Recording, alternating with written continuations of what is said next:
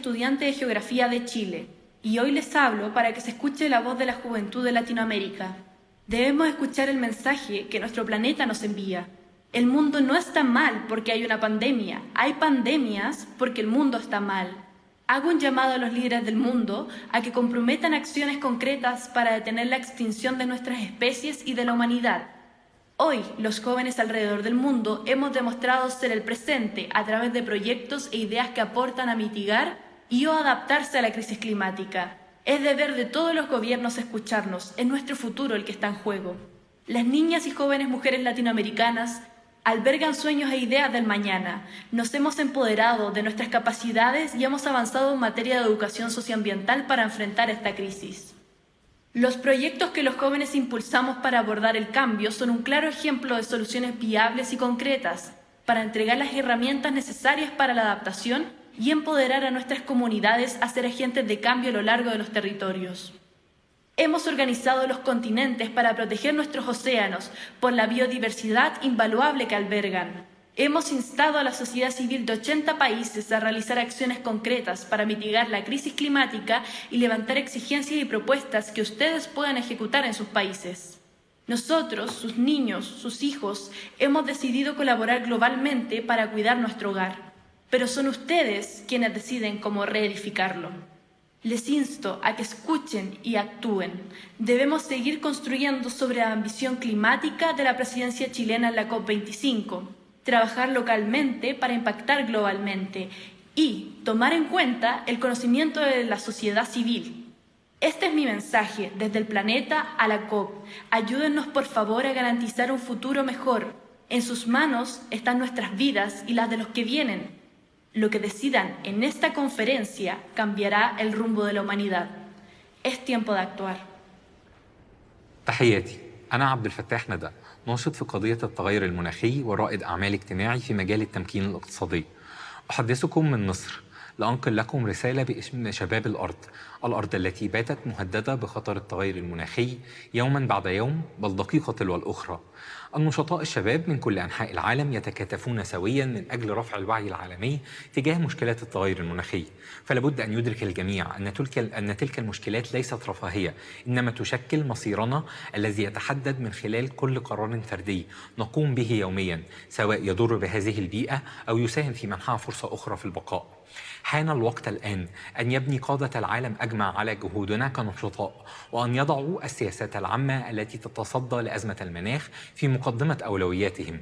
لقد قضيت ال6 سنوات الماضية في العمل مع المجتمعات المحلية الأقل حظاً في التنمية داخل مصر، من خلال تدريب الشباب والقادة المجتمعيين على ريادة الأعمال الاجتماعية والتمكين الاقتصادي باستخدام نماذج المشاريع الصديقة للبيئة.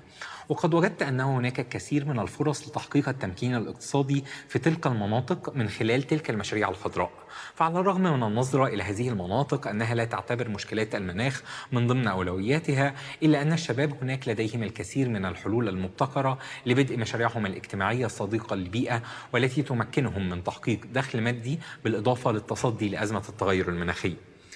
هذه رسالتي من كوكب الأرض لقمة المناخ. أدعو قادة العالم لوضع مفاهيم الاقتصاد الأخضر والاقتصاد الدوار على رأس قائمة السياسات الاقتصادية العالمية في السنوات المقبلة. أؤمن بأن ذلك قد يساهم في تحويل تلك المحنة لمنحة حقيقية.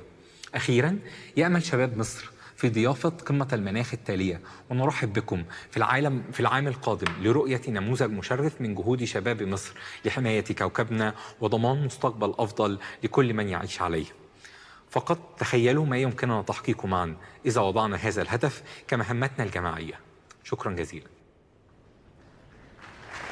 15% of the world's population have a disability. Here is a message on their behalf. My name is Eddie Ndopu. Today, I am speaking to you on behalf of the world's largest minority, the 15% of people in the world who have a disability. But make no mistake, there is nothing minor about who we are.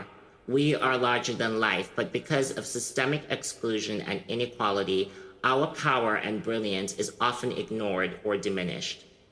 As an ambassador for the We the 15 campaign, I am here to tell you that we refuse to be rendered invisible in the climate action conversation. The impact of climate change is disproportionate for disabled people around the world. The change that climate change is creating is no longer a debate about the future or what might happen, because it is happening. We are some of the planet's most vulnerable citizens and some of the most resilient. But Earth is equally vulnerable, and its resilience is not without limits. We are dangerously close to reaching those limits. In my home in South Africa, I see the impact of climate change on our communities, on our economy, on our ability to grow food, and even to survive. I see a generation growing up with fear in their hearts at what the future holds. On behalf of everyone, disabled and non-disabled all around the world, I call on you to commit to concrete actions to stop the destruction of this magnificent planet. This conference is one of the most important meetings in history. You have the chance to make decisions and reach agreements which will affect the lives of generations to come. You are in a position of extraordinary power. You can change forever the trajectory we are on. You can make a world that is once again full of hope, not fear. This is my message from Earth to COP. On behalf of We the 15, I ask you, please help us to guarantee a safer future for every life, regardless of their ability.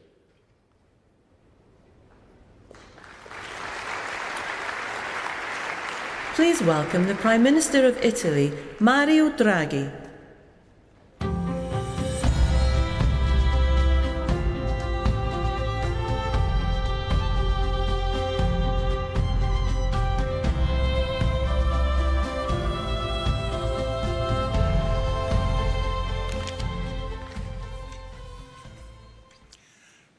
Prime Minister Johnson, Excellencies, colleagues, ladies and gentlemen, the speeches we've just heard resonate deeply with me. Over the last few years, young people have done us a service by bringing the climate agenda on the front of our political debate. Young people were the center of the pre-COP summit in Milan. In Glasgow, here, we need to make them proud. The projected rise in global temperatures is set to affect dramatically life on our planet. From catastrophic fires and floods we've seen now, to the bleaching of coral reefs, to the loss of biodiversity, the impact of climate change is already all too evident. Its price also rising fast, especially for the poorer nations. The cost of disruptions for households and companies in low and middle-income countries amounts to a staggering $390 billion a year. Climate change also has serious repercussions on global peace and security. It can deplete natural resources and worsen social tensions, lead to new migration flows, and contribute to terrorism and organized crime. Climate change can tear us apart. Thanks to the constant dialogue and cooperation, we made good progress on addressing climate change. The G20 accounts for around 75% of global greenhouse gas emissions and around 80% of global GDP. At last weekend's summit in Rome, its member states agreed that we must limit the rise in global temperature to 1.5 degrees, was the first time, and committed to achieve net zero emissions by or around mid-century. We decided to step up our actions starting from this decade, enhance our nationally determined contributions, and stop the international public funding of unabated new coal by the end of this year. Here, At the COP26, we must now go further than we did at G20. We need to speed up our commitment to keep the rise in temperatures below 1.5 degrees. We need to build on the G20 agreement and act faster and more decisively. We must strengthen our efforts in the realm of climate finance. We must bring together the public and the private sector in new ways. We had a roadmap just made by Prince Charles. Prime Minister Johnson highlighted the amount of private money available. It's tens of trillions. But now we've got to use them. Now we have to find an intelligent way to spend them and spend them quickly. We need, first and foremost, that all multilateral development banks, and especially the World Bank, co-share with the private sector risks that the private sector alone cannot bear. We need country-based platforms where the World Bank and other banks, multilateral development banks, can actually co-share and make all this money usable to a good effort. This is the first, in a sense, great news that Prime Minister Johnson gave us today, that money is not a concern if we want to use it well. This COP26 must be the start of a new momentum, a quantum leap in our fight against climate change. And our youth must be at the center of this process. We intend to turn the Youth for Climate event we held in Milan into a regular feature of all COPs. Future generations will judge us for what we achieve or fail to achieve. We must involve them, listen to them, and above all, learn from them. Thank you.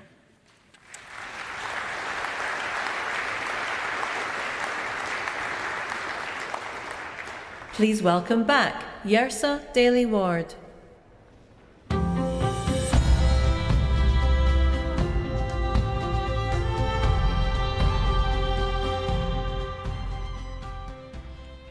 On Earth Day 2021, a competition was launched to give young people across the UK the opportunity to bring their voice to COP26. Together with Blue Peter, the longest-running children's programme in the world, COP26 asked them to use their creativity to send a message to you, the decision-makers of our planet. Thousands of children took part, and the film you're about to see brings to life the winning story written by Delphine, who has joined us here at the ceremony today. Delphine's story reminds us of what is so special about our world and why we should do everything in our power to protect our planet.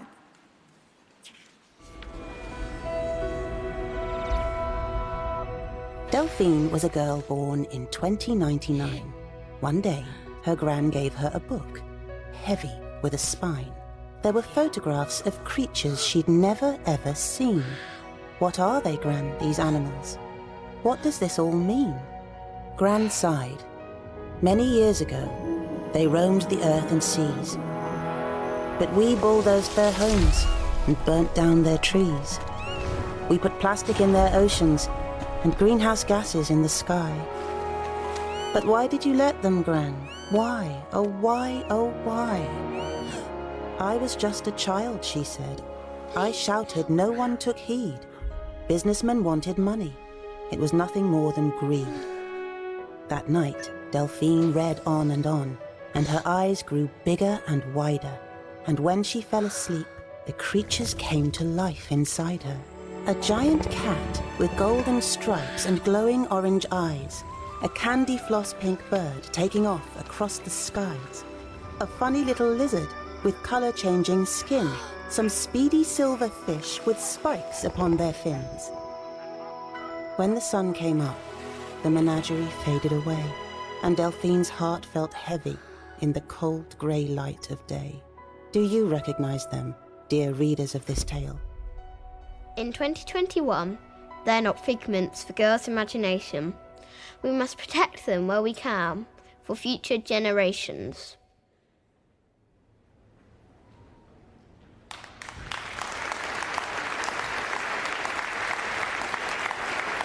To close the ceremony, please welcome climate and environmental activist Elizabeth Watuti.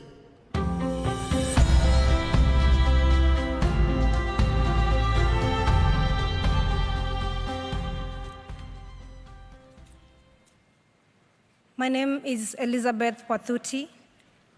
I am a youth climate activist from Kenya.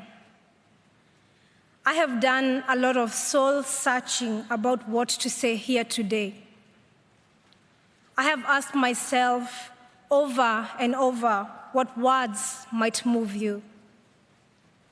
And then I realized that making my 4 minutes count does not rest solely on me. My truth will only land if you have the grace to fully listen. My story will only move you if you can open up your heart. I can urge you to act at the pace and scale necessary, but in the end, your will to act must come from deep within. I need to tell you what is happening in my home country. Right now, as we sit comfortably here in this conference center in Glasgow, over 2 million of my fellow Kenyans are facing climate-related starvation. In this past year, both of our rainy seasons have failed, and scientists say that it may be another 12 months before the waters return again. Meanwhile, our rivers are running dry. Our harvests are failing. Our storehouses stand empty. Our animals and people are dying.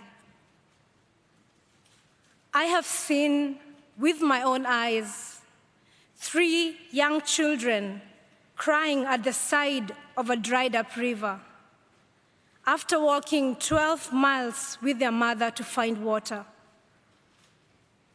Please open your hearts. This is not only happening in Kenya. Over the past few months, there have been deadly heat waves and wildfires in Algeria and devastating floods in Uganda and Nigeria. And there is more still to come. By 2025, in just 4 years' time, half of the world's population will be facing water scarcity. And by the time I'm 50, the climate crisis will have displaced 86 million people in sub-Saharan Africa alone. I would like you to join me in holding a moment of compassionate silence for the billions of people who are not here with us today, whose stories are not being heard, and whose suffering is not being felt.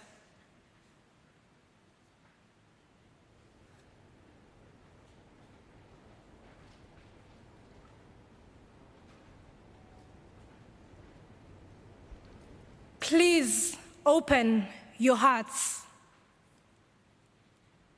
If you allow yourself to feel it, the heartbreak and the injustice is hard to bear. Sub-Saharan Africans are responsible for just 0.5% of historical emissions.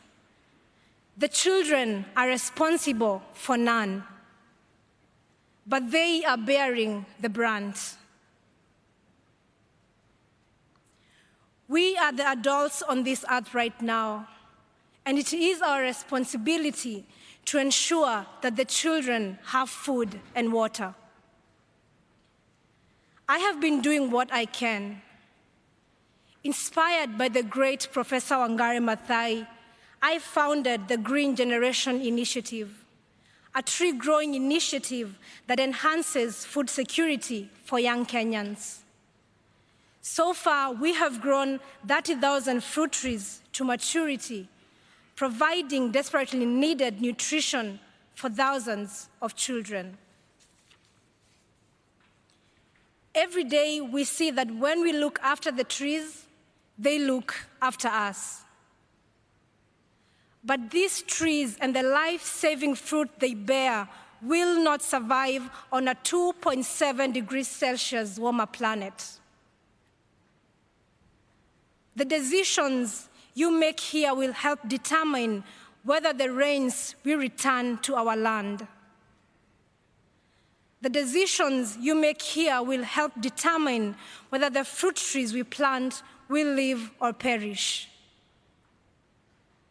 The decisions you make here will help determine whether children will have food and water. I believe in our human capacity to care deeply and to act collectively. I believe in our ability to do what is right if we let ourselves feel it in our hearts. So for these next 2 weeks, let us feel it in our hearts. The children cannot live on words and empty promises. They are waiting for you to act. Please open your hearts and then act. Thank you.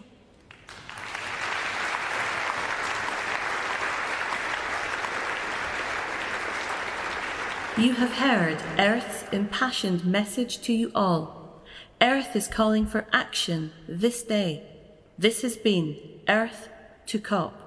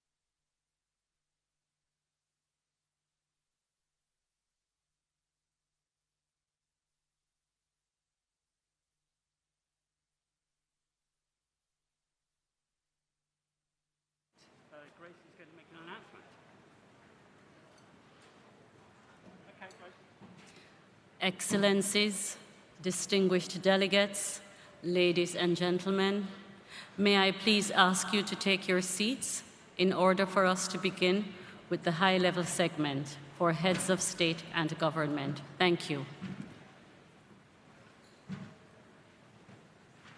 You're beautiful, darling. Not that short.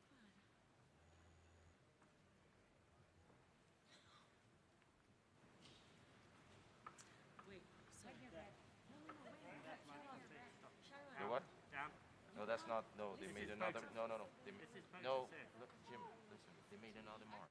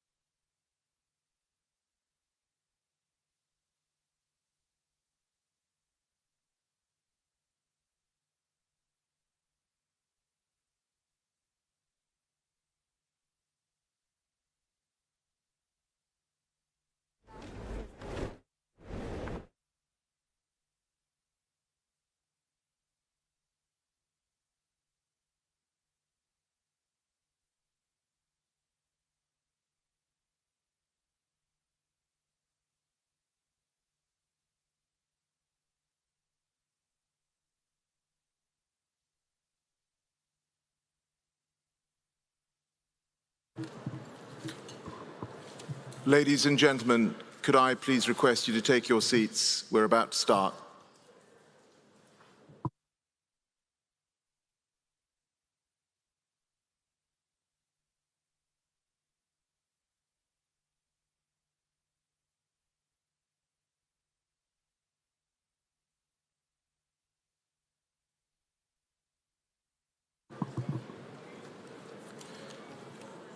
Distinguished heads of state and government, delegates, ladies and gentlemen, honoured guests, welcome to the opening of the first part of the high-level segment on the occasion of the 26th session of the Conference of the Parties, the 16th session of the Conference of the Parties serving as a meeting of the parties to the Kyoto Protocol, and the third session of the Conference of the Parties serving as a meeting of the parties to the Paris Agreement.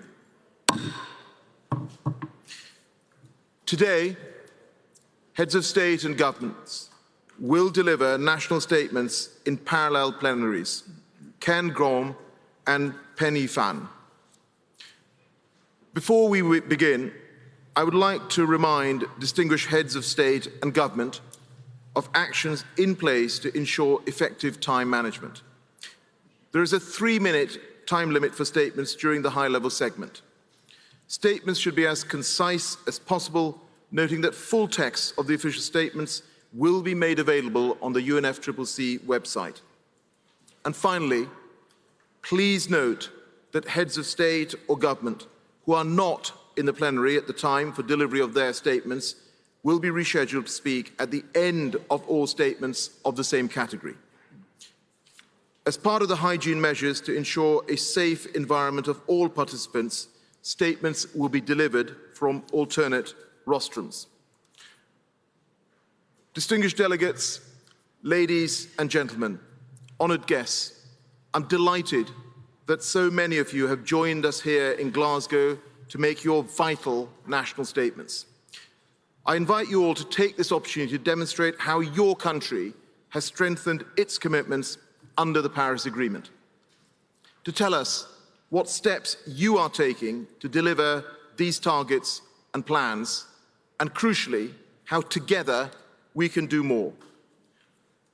On this stage today, you have the chance to send a clear signal to your negotiators and the world about what must be achieved at COP26 and why we must work together to accelerate climate action in this decisive decade. As you all know, the science is clear that the window of time that we have to keep the Paris temperature goal in reach and to avoid the worst effects of climate change is closing fast. But with political will and commitment, we can and must deliver an outcome in Glasgow the world can be proud of. I'm also pleased that after the national statements today and in breaks in the programme tomorrow, we will hear from a selection of leading voices across civil society, business and finance to celebrate and showcase action and ambition across all 3 pillars of the Paris Agreement. At this time, I will now close the video link connecting the plenaries, and we will proceed with the delivery of national statements in both plenaries. At the end of the delivery of national statements in each plenary, the meeting will be adjourned. The world will be listening intently to your statements. It is now my great pleasure to welcome His Excellency Mr. Pedro Sánchez Pérez-Castillon, President of the Government of Spain. Your Excellency, you have the floor.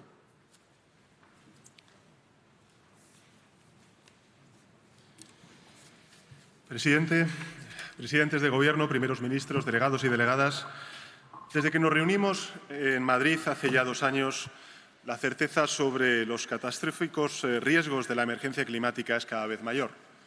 Como nos recordaba en su intervención el secretario general de Naciones Unidas, los científicos certifican el código rojo en el que nos encontramos. Es evidente que necesitamos un nuevo orden internacional que reconozca el papel de todos los actores, de los gobiernos, de las administraciones públicas, de la ciudadanía, de las empresas, del sector financiero, como agentes imprescindibles del cambio, que asuma que esta década es clave y que consiga alinear la ambición a corto plazo con una mirada de largo alcance. La buena noticia es que sabemos lo que hay que hacer, pero necesitamos determinación política y acción inmediata.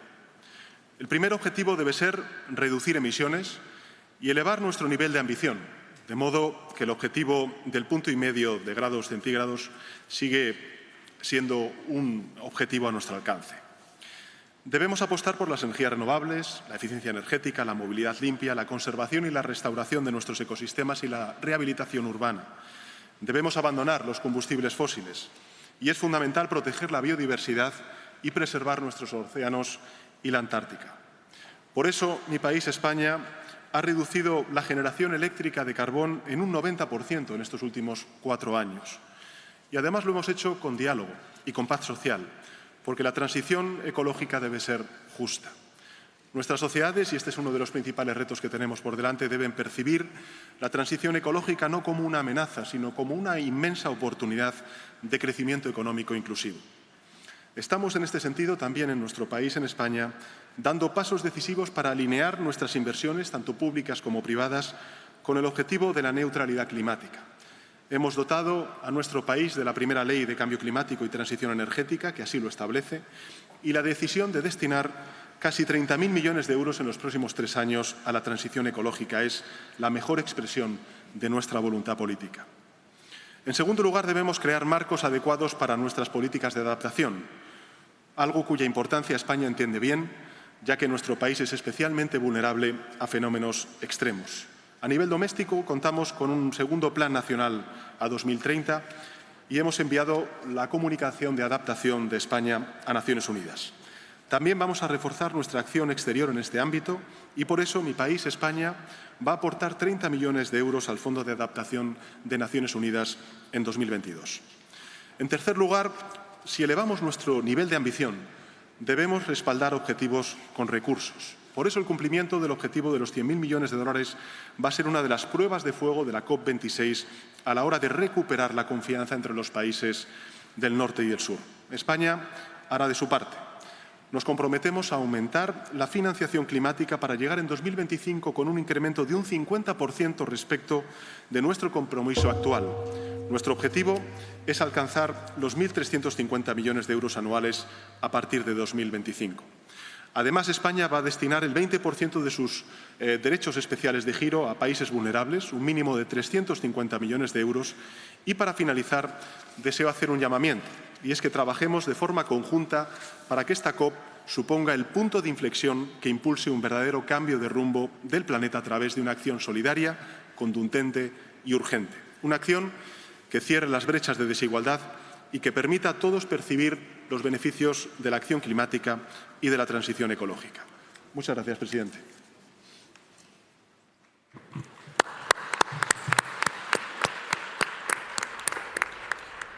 Thank you, Your Excellency. It's now my great pleasure to welcome His Excellency Mr. Mohamed Ghazouani, President of Mauritania. Your Excellency, you have the floor.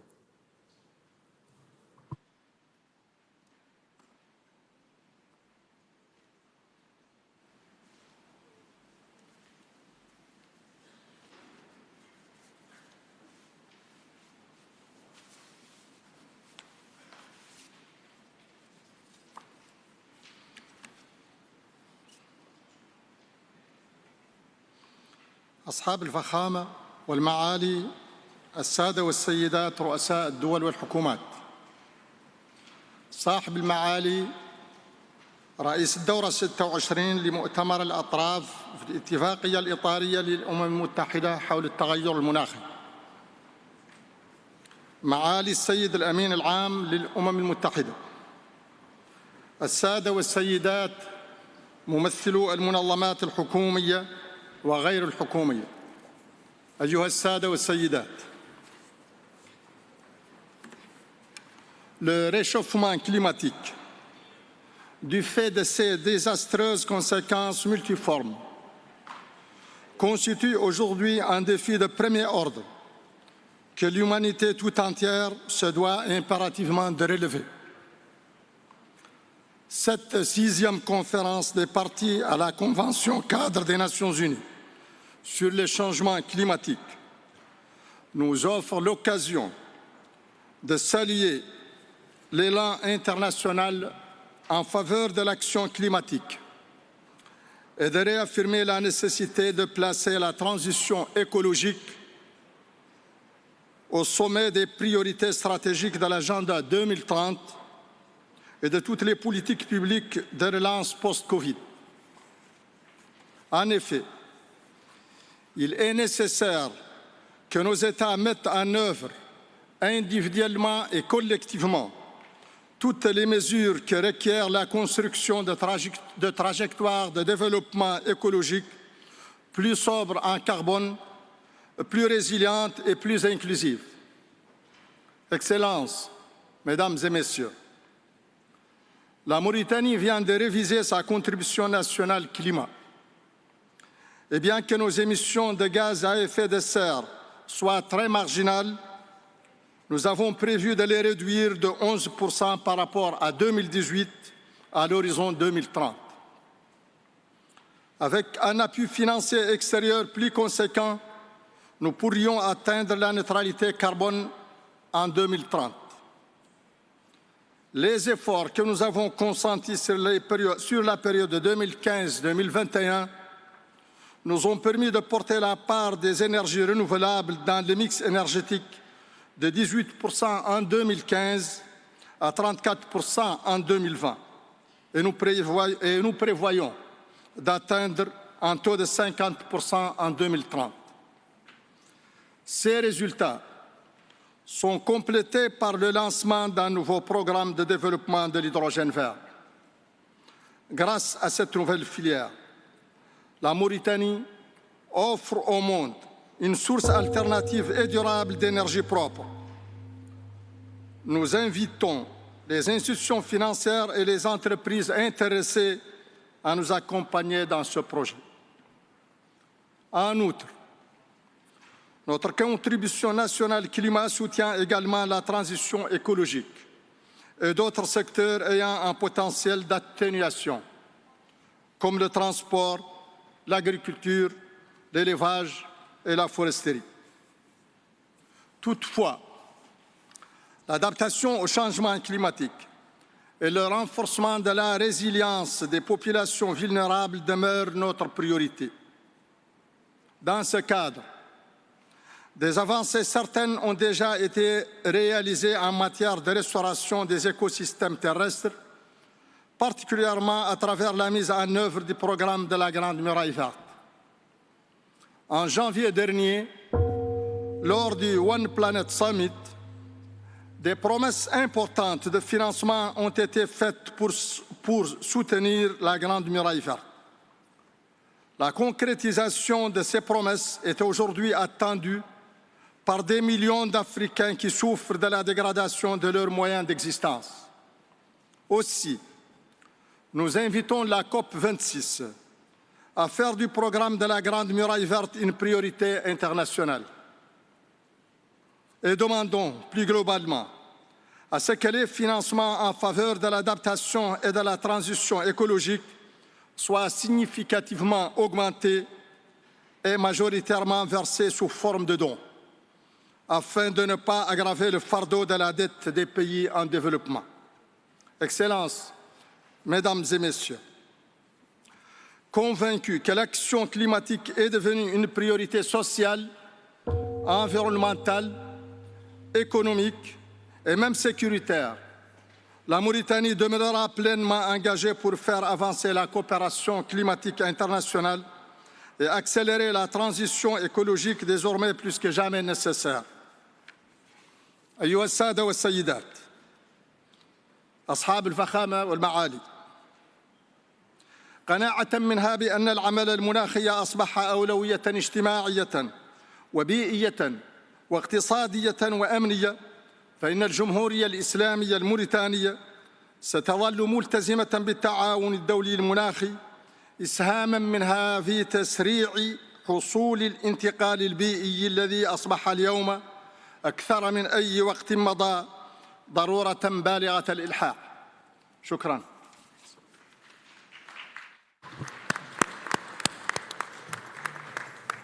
Thank you, Your Excellency. It is now my great pleasure to welcome His Excellency, Mr. Joseph R. Biden, Jr., President of the United States of America. Your Excellency, you have the floor. Thank you. Ladies and gentlemen, to state the obvious, we meet with the eyes of history upon us and the profound questions before us. It's simple. Will we act? Will we do what is necessary? Will we seize the enormous opportunity before us? Or will we condemn future generations to suffer? This is the decade that will determine the answer, this decade. The science is clear. We only have a brief window left before us to raise our ambitions and to meet the task that's rapidly narrowing. This is a decisive decade in which we have an opportunity to prove ourselves. We can keep the goal of limiting global warming to just 1.5 degrees Celsius within our reach if we come together. If we commit to doing our part of each of our nations with determination and with ambition. That's what COP26 is all about. Glasgow must be the kickoff of a decade of ambition and innovation to preserve our shared future. Climate change is already ravaging the world. We've heard from many speakers. It's not hypothetical. It's not a hypothetical threat. It's destroying people's lives and livelihoods, and doing it every single day.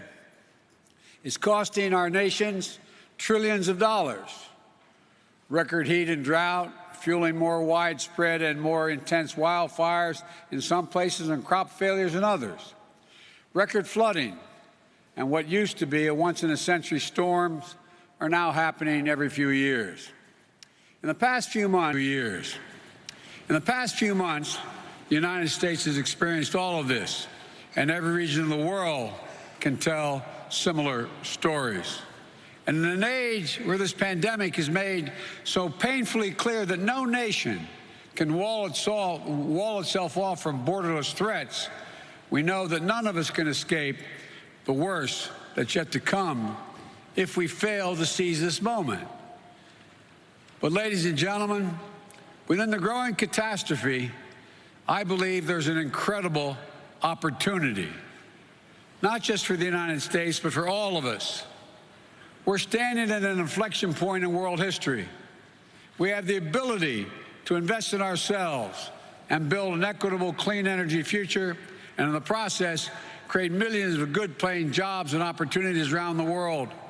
Cleaner air for our children, more bountiful oceans, healthier forests and ecosystems for our planet. We can create an environment that raises the standard of living around the world. And this is a moral imperative, but it's also an economic imperative. If we fuel greater growth, new jobs, better opportunities for all our people, and as we see current volatility in energy prices, rather than cast it as a reason to back off our clean energy goals, we must view it as a call to action. High energy prices only reinforce the urgent need to diversify sources, double down on clean energy development, and adapt promising new clean energy technologies so we can not only we don't remain overly reliant on one source of power to power our economies and our communities. It's in the self-interest of every single nation. And this is a chance, in my view, to make a generational investment in our economic resilience and on our workers and our communities throughout the world. That's what we're going to do in the United States. My Build Back Better framework will make historic investments in clean energy, the most significant investment to deal with the climate crisis that any advanced nation has made ever. We're going to cut U.S. greenhouse gas emissions by well over a gigaton by 2030, while making it more affordable for consumers to save on their own energy bills, with tax credits for things like installing solar panels, weatherizing their homes. Lowering energy prices will also deliver cleaner air and water for our children electrifying fleets of school buses, increasing credits for electric vehicles, and addressing legacy pollution. It will incentivize clean energy manufacturing, building the solar panels and the wind turbines that are growing energy markets of the future, which will create good-paying union jobs for American workers, and something that none of us should lose sight of. When I talk to the American people about climate change, I tell them it's about jobs. It's about workers who will lay thousands of miles of transmission lines of clean, modern, resilient power grid. The auto workers who build the next generation of electric vehicles, and electricians who will install a nationwide network of 500,000 vehicle stations to power them throughout my country. The engineers who will design new carbon capture systems, and the construction workers who will make them a reality. The farmers who will not only help fight global hunger, but also use the soil to fight climate change. The communities that revitalize themselves around new industries and opportunities. And because we are taking all these actions, the United States will be able to meet the ambitious target I set in the Leaders' Summit in Climate back in April, reducing U.S. emissions by 50 to 52% below 2005 levels by 2030. We'll demonstrate to the world the United States is not only back at the table, but hopefully leading by the power of our example. I know it hasn't been the case, and that's why my administration is working overtime to show that our climate commitment is action, not words. On my very first day in office, I took action to return the United States to the Paris Agreement. Since then, our administration has been hard at work unlocking clean energy breakthroughs to drive down the cost of technologies that will require us to achieve net zero emissions, and working with the private sector on the next generation of technologies that will power a clean economy of the future. Over the next several days, the United States will be announcing new initiatives to demonstrate our commitment to providing innovative solutions across multiple sectors, from agriculture to oil and gas, to combating deforestation, to tackling hard and to abate industries. We're planning for both short-term sprint to 2030 that will keep 1.5 degrees Celsius in reach, and for a marathon that will take us to the finish line and transform the largest economy in the world into a thriving, innovative, equitable, and just clean energy engine of net zero for a net zero world. That's why today I'm releasing the U.S. long-term strategy, which presents a vision of achieving the United States goal of net zero emissions economy-wide by no later than 2050, and reinforces an absolutely critical nature of taking bold action in the decisive decade. We're also going to try to do our part when it comes to helping the rest of the world take action as well. We want to do more to help countries around the world, especially developing countries, accelerate their clean energy transition, address pollution, and ensure the world we all must share a cleaner, safer, healthier planet. We have an obligation to help. In the United Nations, at the United Nations in September, I announced that my administration is working with the Congress to quadruple our climate finance support for developing countries by 2024, including significant increases in support for adaptation efforts.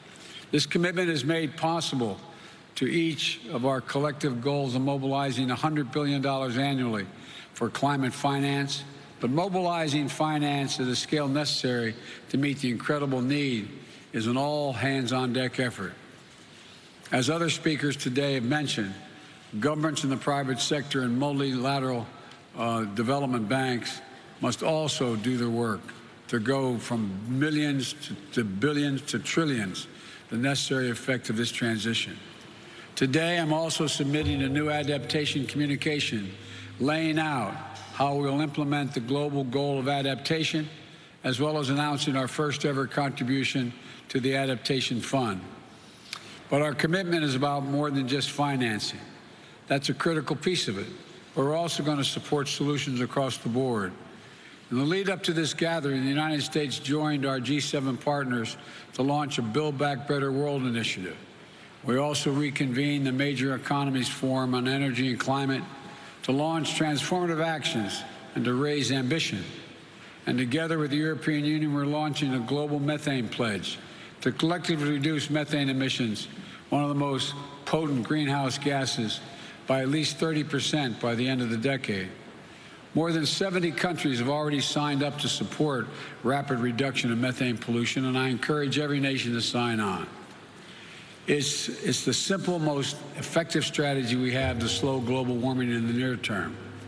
My friends, if we're to recognize that a better, more hopeful future of every nation has to do its part with ambitious targets to keep 1.5 degrees in reach and specific plans of how to get there, especially the major economies. It's imperative that we support developing nations so they can be our partners in this effort. Right now, we're still falling short.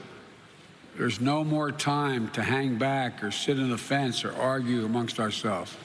This is the challenge of our collective lifetimes, the existential threat to human existence as we know it. And every day we delay, the cost of inaction increases. So let this be the moment that we answer history's call here in Glasgow.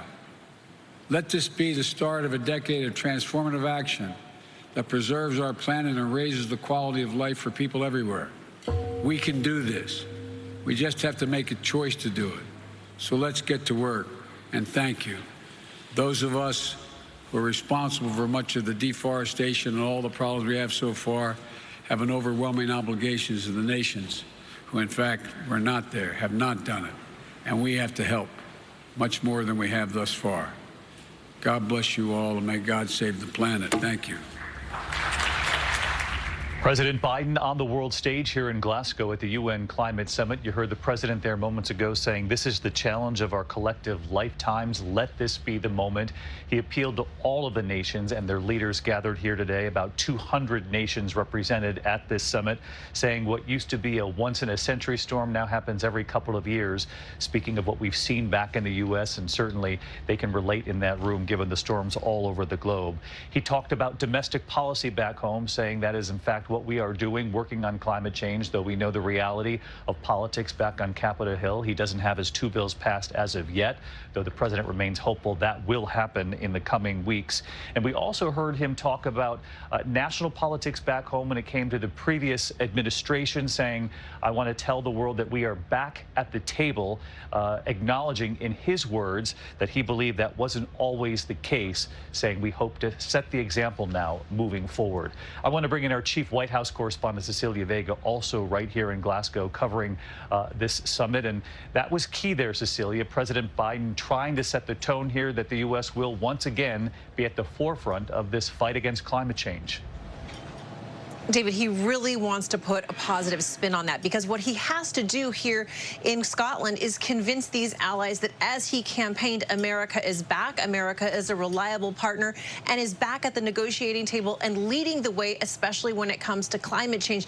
The science is unanimous on this one. If rich countries like the United States don't act, and these rich countries are responsible for 80% of the greenhouse gas emissions in the world right now, they have to do more in the coming years, or we are going to be looking at all of these things we have been talking about for so long now, floods and fires and catastrophic weather events that are connected to global warming.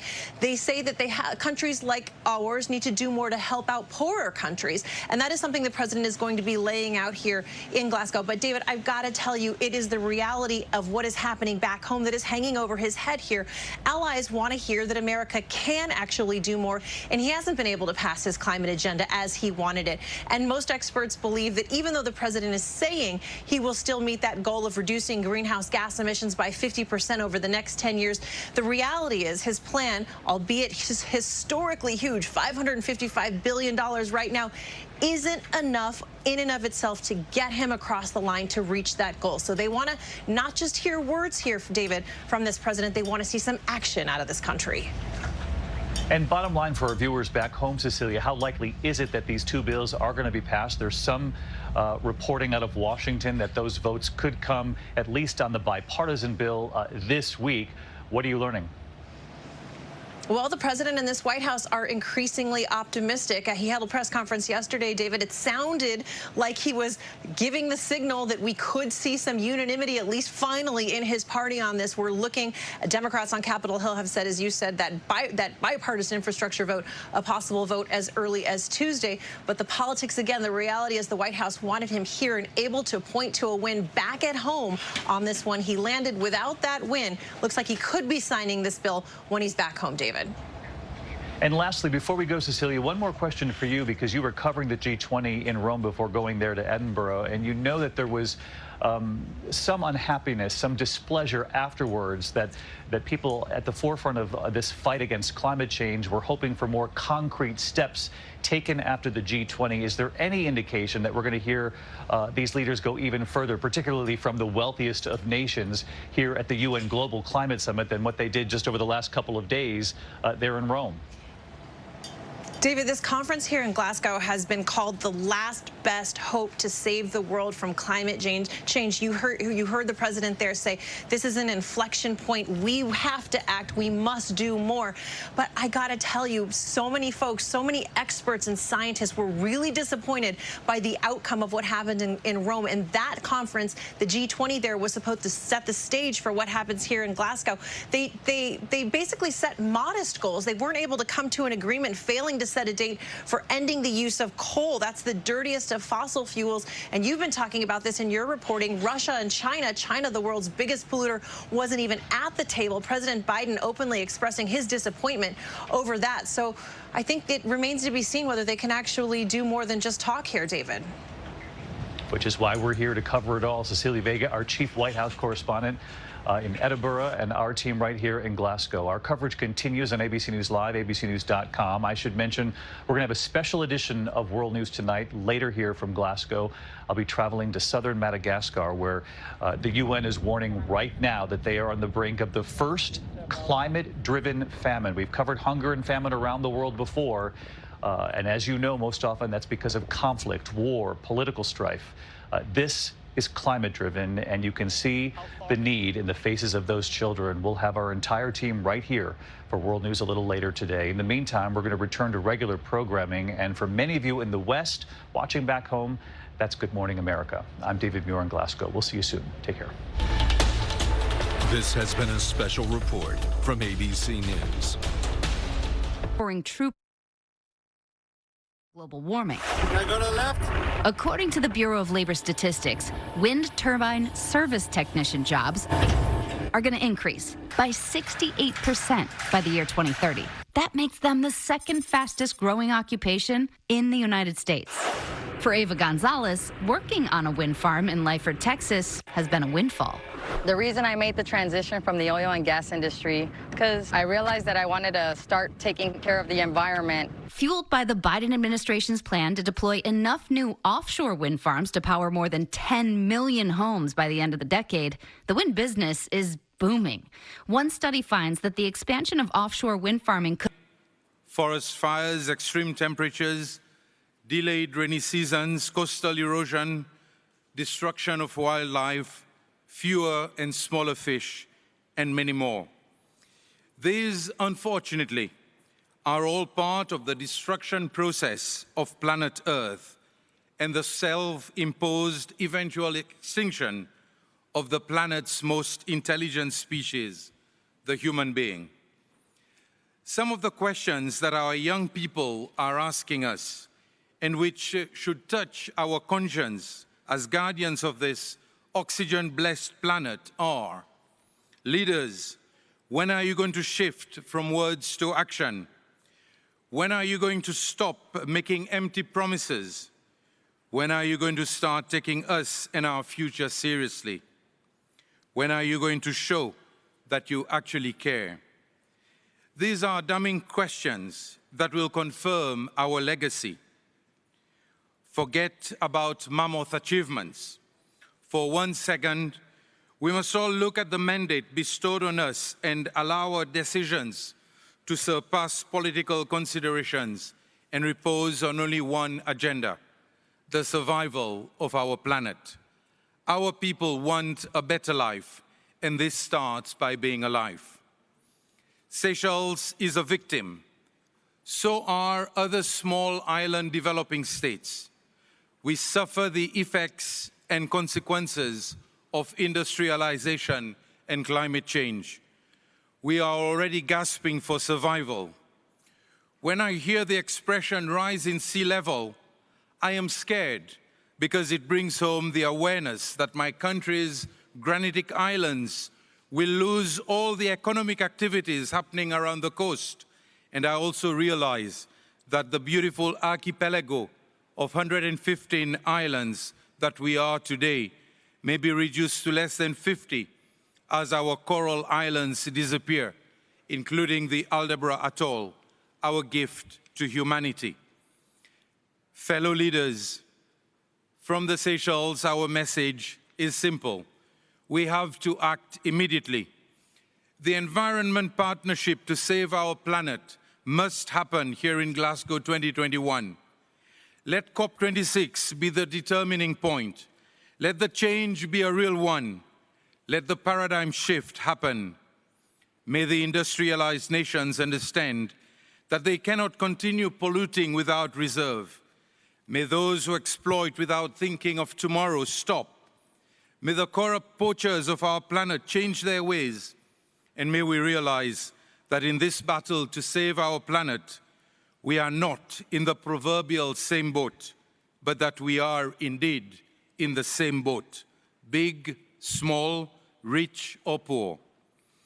The disaster experienced by COVID-19 will be seen as but a breeze. For COVID, the world came together and developed the vaccine.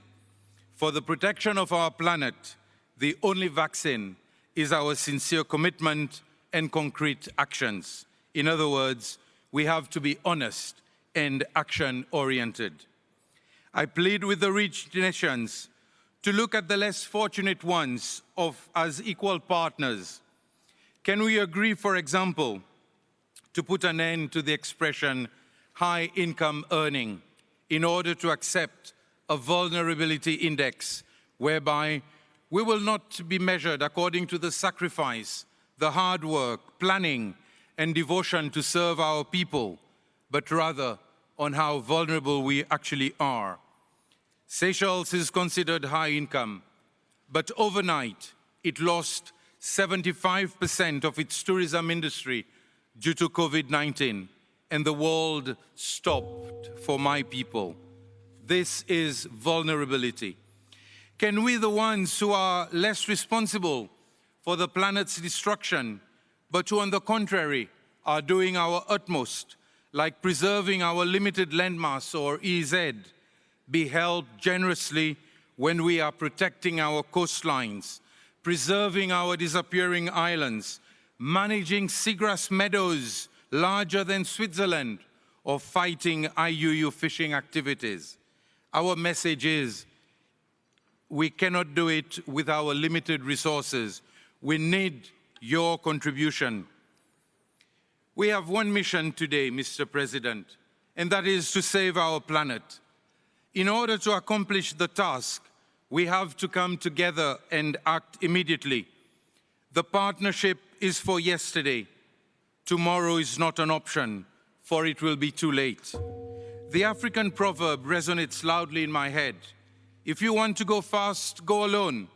If you want to go far, go together. But today, at COP26, my ancestors from Africa are asking me to tweak this proverb. If you want to destroy the planet quickly, go alone. If you want to save the planet, let us do it together. Our youth and future generations are pleading and counting on us. Our children, babies, and Mother Nature herself are telling us loudly and clearly, no hypocrisy, no make-believe, no empty promises, no hot air. Rather, they want our commitment, steadfastness, and resolve. So from Seychelles, we are doing our best. We are committed, however small we are. Let us not disappoint our youth and the world, but rather, as one human race, let us save our habitat, and by doing so, Let us save our planet and ensure the survival of our beautiful Mother Earth. The time to act is yesterday. I thank you.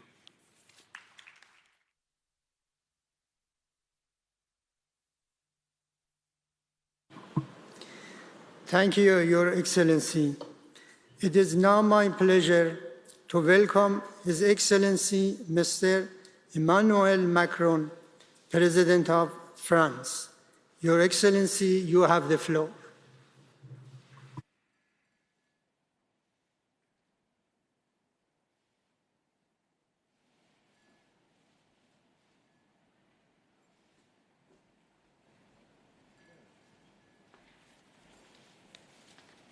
Monsieur le Président, merci beaucoup.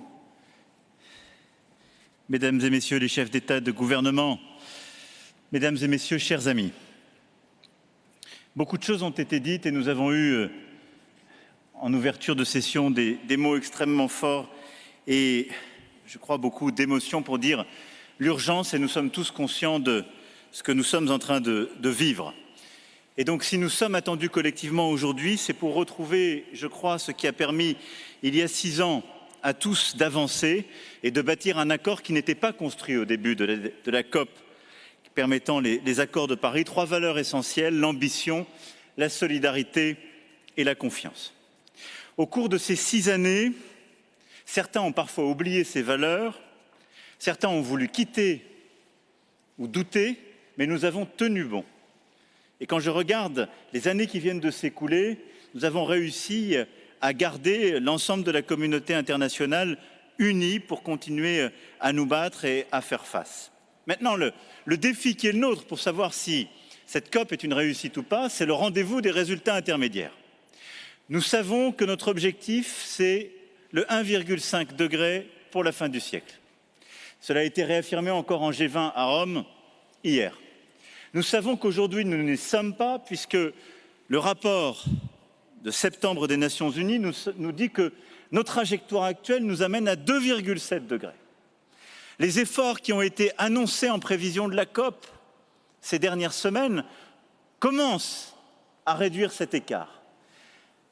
La clé de notre action collective est que, dans les jours qui viennent, avant la clôture de cette COP, il puisse y avoir suffisamment d'engagement pour revenir au 1,5 degré, ou plutôt à des stratégies nationales qui crédibilisent cet objectif, en particulier en accélérant nos stratégies d'ici 2030. Premier objectif et première valeur qu'il nous faut retrouver donc, c'est l'ambition. L'ambition, c'est ce que portent nos stratégies nationales et les chiffres sont là pour le dire. Il faut tous et toutes pouvoir avoir des stratégies qui correspondent à la déclinaison du 1,5 degré maximum dans nos stratégies nationales. À ce titre, la France, mais plus largement l'Union européenne, le Royaume-Uni sont aujourd'hui au rendez-vous de ces engagements. Notre défi est maintenant de les mettre en œuvre et je n'en sous-estime ni l'importance ni la difficulté. Nous avons donc aujourd'hui, nous, un défi qui est la mise en œuvre du Green Deal au niveau européen, de nos stratégies nationales, mais les chiffres annoncés sur lesquels nous nous sommes engagés sont ceux qui permettent de crédibiliser ces 1,5 degré. C'est une transition énergétique, c'est une transition du modèle économique. Cette transition doit être juste et accompagnée socialement. Et cette transition est celle qui permettra aussi de créer de nouvelles opportunités, de nouvelles créations d'emplois à travers justement des innovations profondes, la construction de nouveaux secteurs et de nouvelles opportunités.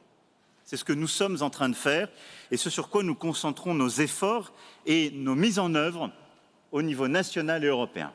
Mais à côté de cela, la clé pour les 15 prochains jours, ici, dans notre COP, est que les plus gros émetteurs, dont les stratégies nationales ne sont pas conformes à notre objectif des 1,5 degrés, c'est que ces plus gros émetteurs rehaussent leur ambition dans les 15 jours qui viennent. C'est le seul moyen de recrédibiliser notre stratégie et d'avoir des stratégies d'ici à 2030 qui permettent de rendre crédibles les 1,5 degrés Celsius.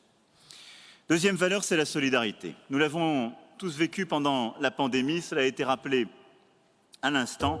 Nous ne pouvons vaincre ces défis internationaux que si nous sommes coordonnés et si nous agissons ensemble. Dans un contexte où le dérèglement climatique, en quelque sorte, sont l'injustice au carré. Ce sont les pays les plus pauvres, en Afrique, au Pacifique, dans les Caraïbes, qui aujourd'hui vivent les premières conséquences de la crise climatique. Ce sont ceux qui, bien souvent, n'ont pas porté les modèles de développement qui ont causé cette crise et ces dérèglements, qui en vivent les premiers les conséquences. Petites îles, territoires vulnérables, peuples autochtones sont les premières victimes des conséquences du dérèglement. La clé pour y arriver, c'est le deuxième grand objectif de cette COP. Ce sont les 100 milliards de dollars par an de 2020 à 2025. Aujourd'hui, là aussi, la France et l'Union européenne sont en rendez-vous de leur juste part, et même un peu au-dessus. L'Europe s'est engagée à 25 milliards de dollars par an. Nous avons relevé notre propre contribution. La France mobilise désormais plus de 7 milliards de dollars par an, dont plus du tiers est consacré à l'adaptation. Mais toutes les économies développées doivent désormais contribuer à leur juste part, car le leadership exige l'exemplarité. Nous devons donc trouver tous les moyens pour que les pays les plus riches accélèrent ce financement, car nous nous sommes engagés à mettre sur la table ces 100 milliards de dollars par an de 2020 à 2025, avant que nous ne mettions encore davantage après. Je veux ici appeler tous les pays qui ne sont pas au rendez-vous de leur juste part à prendre leurs responsabilités d'ici la fin de cette COP pour pouvoir tenir cet engagement pris à Paris. Et que s'il nous fallait trouver des mesures ajustant là aussi la trajectoire, nous puissions, avec le Fonds monétaire international, mobiliser, en plus de l'accord du G20, en plus des droits de tirage spéciaux qui pourront être ainsi utilisés par les pays les plus pauvres ou à revenus intermédiaires. C'est une question essentielle. Cette solidarité est nécessaire car elle rend l'action possible partout où les solutions pour réduire les émissions existent. Un merveilleux exemple a été donné ces dernières semaines avec l'accompagnement que nous avons collectivement trouvé pour aider l'Afrique du Sud à réduire sa dépendance au charbon. C'est ce modèle d'accord qu'il nous faut ensuite bâtir sur la base de notre stratégie. Cet accord témoigne qu'on peut répondre aux défis d'une transition juste, équitable et ambitieuse. La troisième valeur que j'évoquais, c'est la confiance et la transparence. Nos jeunesses qui ont été convoquées dans beaucoup de nos débats veulent nous voir prendre les engagements. Plusieurs sont à prendre, je viens d'en rappeler 2 d'ici la fin de cette COP. Ils veulent voir nos actions suivre et ils veulent que ça soit mesurable. C'est pourquoi, au-delà de ces engagements, nous devons suivre avec rigueur et transparence, dans un cadre commun, le bon suivi de nos actions. Je me réjouis à cet égard que l'OCDE lance à cette COP26 le programme international pour l'action sur le climat, IPAC, dans la dynamique que nous avions initiée en décembre dernier. Ça nous permettra de suivre, pays par pays, les résultats accomplis et le chemin restant à parcourir. Je souhaite qu'ensemble nous puissions aller plus loin. L'OCDE doit suivre et faire chaque année un rapport sur la pleine transparence de l'utilisation des 100 milliards de dollars et leur allocation. Aujourd'hui, il est à peu près certain que les pays d'Afrique, du Pacifique, de l'Amérique latine, Amérique du Sud et des Caraïbes qui en ont le plus besoin ne sont pas ceux qui touchent le plus, nous le savons, ces financements. Et donc, au-delà de nos annonces, nous devons aussi avoir une transparence sur le suivi de l'utilisation de ces 100 milliards de dollars par an. Voilà, mesdames et messieurs, sur ces 3 valeurs, ce que je voulais dire ici pour que cette COP puisse être un succès. C'est à portée de main si nous nous mobilisons, décidons et agissons. Un mot pour conclure et dire qu'au-delà de toutes ces annonces, tout cela n'avancera que si nous sommes cohérents et que si nous arrivons à lier cet agenda contre le dérèglement climatique avec 2 autres agendas, celui de la biodiversité et celui du commerce. La biodiversité d'abord, car nous savons maintenant que ces agendas sont liés. La biodiversité est notre meilleur allié pour lutter contre le réchauffement climatique.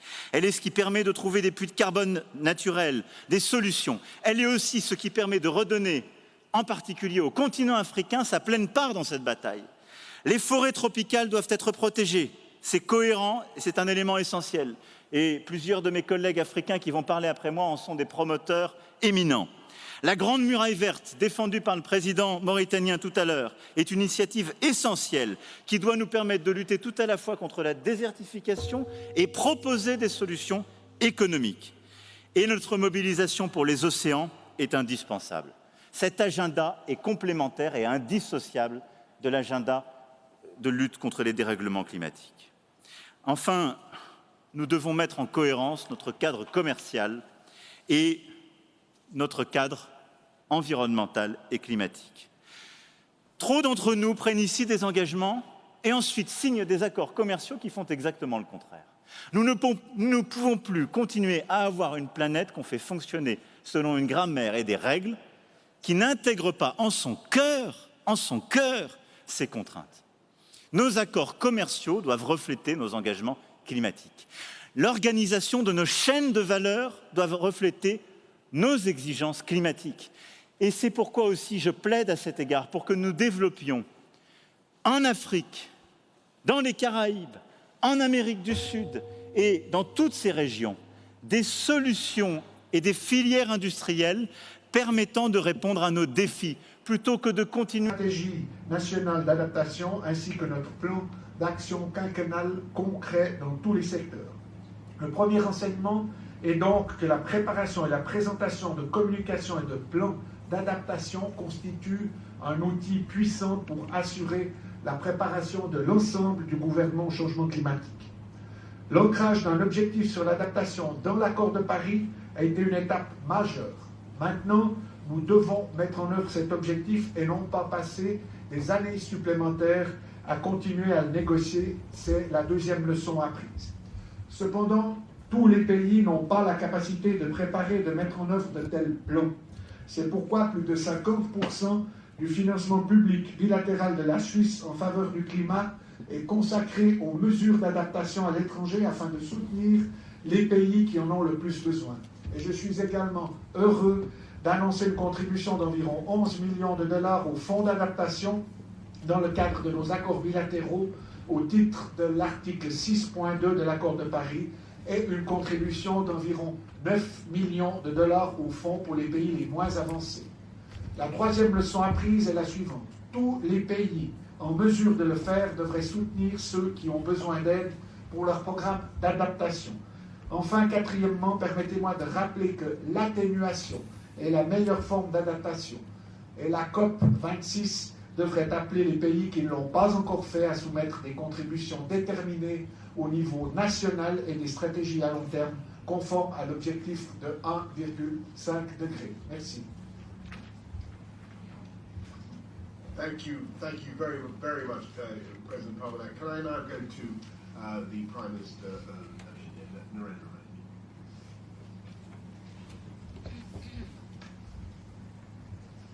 Excellencies, adaptation के महत्वपूर्ण मुद्दे पर मुझे अपने विचार प्रस्तुत करने का अवसर देने के लिए my friend Boris, thank you. वैश्विक क्लाइमेट डिबेट में एडेप्शन को उतना महत्व नहीं मिला है जितना मिटिगेशन को। यह उन विकासशील देशों के साथ अन्याय है जो क्लाइमेट चेंज से अधिक प्रभावित है। भारत समेत अधिकतर विकासशील देशों के किसानों के लिए क्लाइमेट बड़ी चुनौती है। क्रॉपिंग पैटर्न में बदलाव आ रहा है। बेसमय बारिश और बाढ़ या लगातार आ रहे तूफानों से फसलें तबाह हो रही हैं। पेयजल के स्रोत से लेकर अफोर्डेबल हाउसिंग तक सभी को क्लाइमेट चेंज के खिलाफ रेजिलिएंट बनाने की जरूरत है। एक्सेलेंसी, इस संदर्भ में मेरे 3 विचार हैं। पहला, एडेप्टेशन को हमें अपनी विकास नीतियां और परियोजनाओं का मुख्य अंग बनाना होगा। भारत में नल से जल, टैप वाटर फॉर ऑल, स्वच्छ भारत, क्लीन इंडिया मिशन और Ujjwala, clean cooking fuel for all जैसी परियोजनाओं से हमारे जरूरतमंद नागरिकों को एडेप्टेशन बेनिफिट्स तो मिले ही हैं, उनकी क्वालिटी ऑफ लाइफ में भी सुधार है। दूसरा, कई ट्रेडिशनल कम्युनिटीज में प्रकृति के साथ सामंजस्य में रहने का ज्ञान है। हमारी एडेप्टेशन नीतियों में इन पारंपरिक प्रैक्टिसेस को उचित महत्व मिलना चाहिए। ज्ञान का ये प्रवाह नई पीढ़ी तक भी जाए, इसके लिए स्कूल के सिलेबस में भी इसे जोड़ा जाना चाहिए। लोकल कंडीशन के अनुरूप लाइफस्टाइल्स का संरक्षण भी एडेप्टेशन का एक महत्वपूर्ण स्तंभ हो सकता है। तीसरा, एडेप्टेशन के तरीके चाहे लोकल हो, किंतु पिछड़े देशों को इनके लिए ग्लोबल सपोर्ट मिलना चाहिए। लोकल एडेप्टेशन के लिए ग्लोबल सपोर्ट की सोच के साथ ही भारत ने coalition for disaster resistant infrastructure CDRI की पहल की थी। मैं सभी देशों को इस इनिशिएटिव के साथ जुड़ने का अनुरोध करता हूं। धन्यवाद। Thank you very much, Narendra. Thank you, Prime Minister Modi. Let's go now to Joe Biden, President of the United States of America. Well, thank you very much. Get this off. Didn't expect to be called this moment. That's okay. Not happy to. My fellow leaders, we're all here gathered at Glasgow because I think this is a critical decade. It's not just where we are in 2050, but this decade we're going to determine whether we meet our goals, in my view. And when future historians look back on the 2020s, in my view, I think they'll find that we let this final chance to stem the crisis slip through our fingers because we did too little or failed to act, or are they going to say that in the 2020s we stepped up and we saw that we took the kind of actions that to unite the world and do what's necessary, the larger countries, to meet our broader obligations beyond our own countries. Action and solidarity, that's what's required. We all know it. And I apologize for repeating some of what you've already said. The United States, if I have any to it, will do our part. As I said earlier today, we've set ambitious goals of reducing U.S. greenhouse gases emissions by 50 to 52% below 2005 levels by 2030. That's a goal in line with limiting global warming to 1.5 degrees Celsius, but the math only works if every country does its part, and those countries that don't have the wherewithal get the kind of help they need. Every major economy needs to enhance its Paris targets, in my view, to a level that will keep our goal within reach, and then continue to raise our standards. Developing economies need to take meaningful mitigation and adaptation actions as well, but they're going to need help. Our success, in my view, hinges on our collective commitment to ramping up our momentum and strengthening our climate ambition by advancing concrete actions during this decade to keep the 1.5 degrees Celsius goal within our reach and be realistic. Developed and developing economies, so many of which are the most vulnerable to the impacts of climate change, have to stand together and hold each other accountable. The United States recognizes that we will meet our duty to support developing countries taking these actions because they're going to need our help.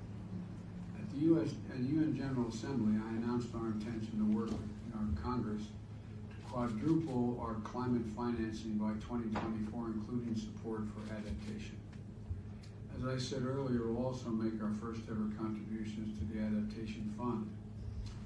And I guess I shouldn't apologize, but I do apologize for the fact the United States in the last administration pulled out of the Paris Accords and put us sort of behind the eight ball.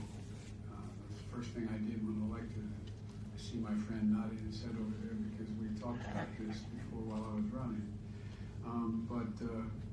But today I'm announcing also the Presidential Emergency Plan for Adaptation and Resilience. And although I try very hard to resist acronyms, they came up with that because so they could say prepare. That's what we're calling it. But prepare will serve as a comprehensive framework to mobilize U.S. government resources and expertise in support of climate adaptation efforts for more than 500 million people worldwide.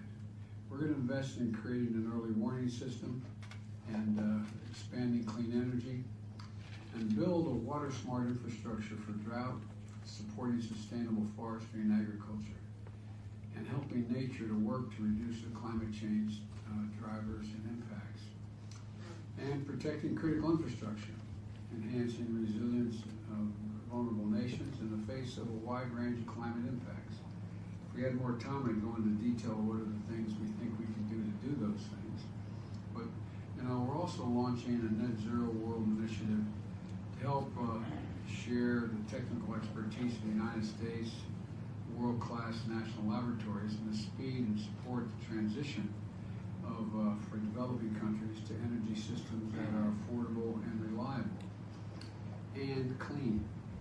And here's what we should all remember, in my view, presumptuous of me to say this, what we should all remember, but I think we should. We have to make sure that our people understand making these investments in our clean energy future isn't just the need to fight climate change. As I said a moment ago, and I apologize for repeating myself when I spoke to the whole assembly, is that it's an enormous opportunity to create good paying jobs for our own workers today and to spur long-term economic growth that's going to improve the quality of life for all people. I think that really is within our power to do it if we make the commitment. These are investments that we can't afford to not make, and we all have to step up, as to use the vernacular, English vernacular, step up to the plate and do our piece. We really mean it.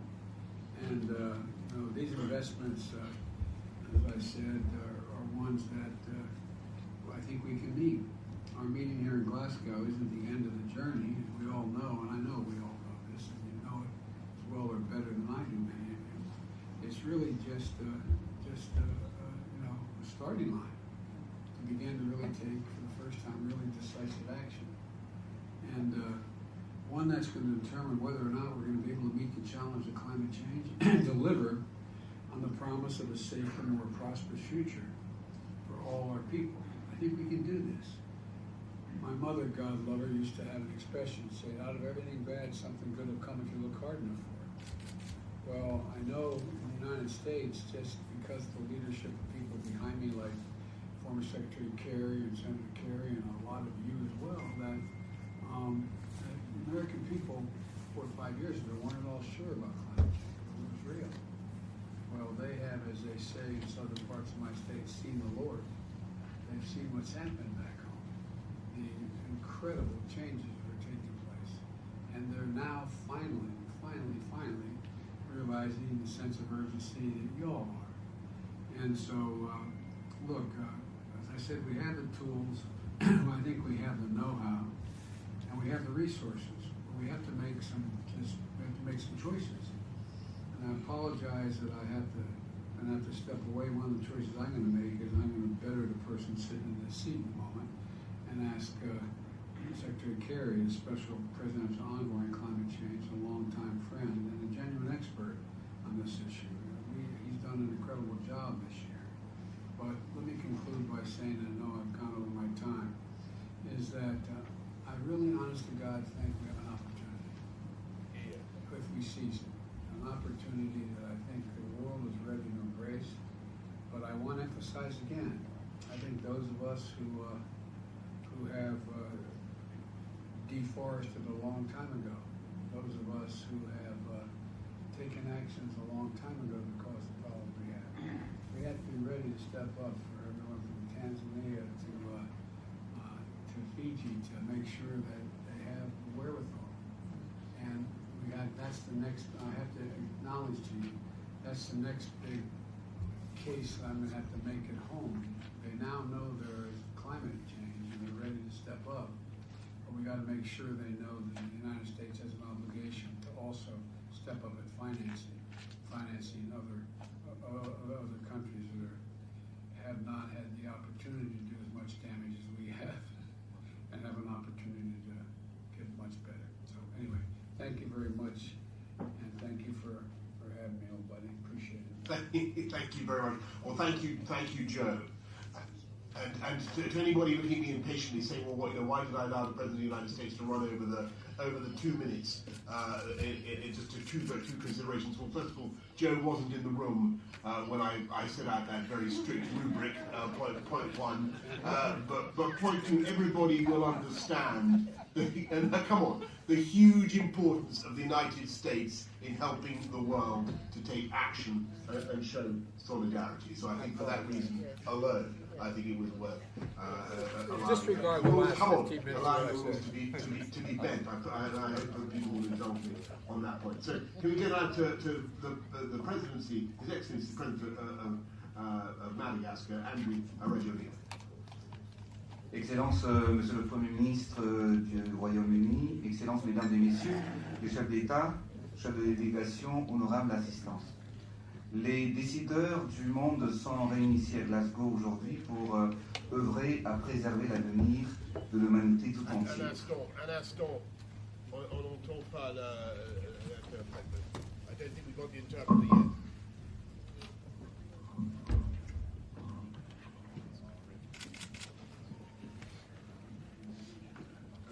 Bon. Are we there? Yes, we got it. C'est bon. Ah, voilà. Sorry. Excellences, Monsieur le Premier ministre du Royaume-Uni.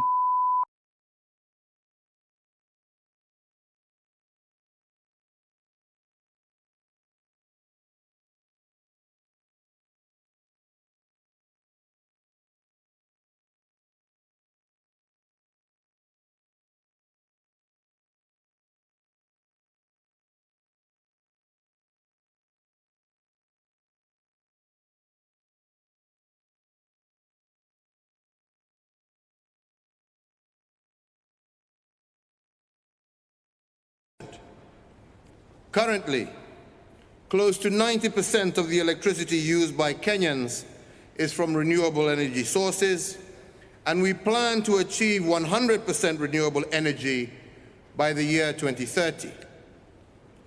As you can see, ladies and gentlemen, Kenya is doing her fair share. Let me, however, hasten to add that these are mere baby steps relative to the enormity of the climate change challenge. Kenya came to this meeting with high expectations that COP26 will deliver on at least 4 critical issues. First, to see an increase in ambition in emissions reduction. The major emitters must make more ambitious their emission reduction commitments.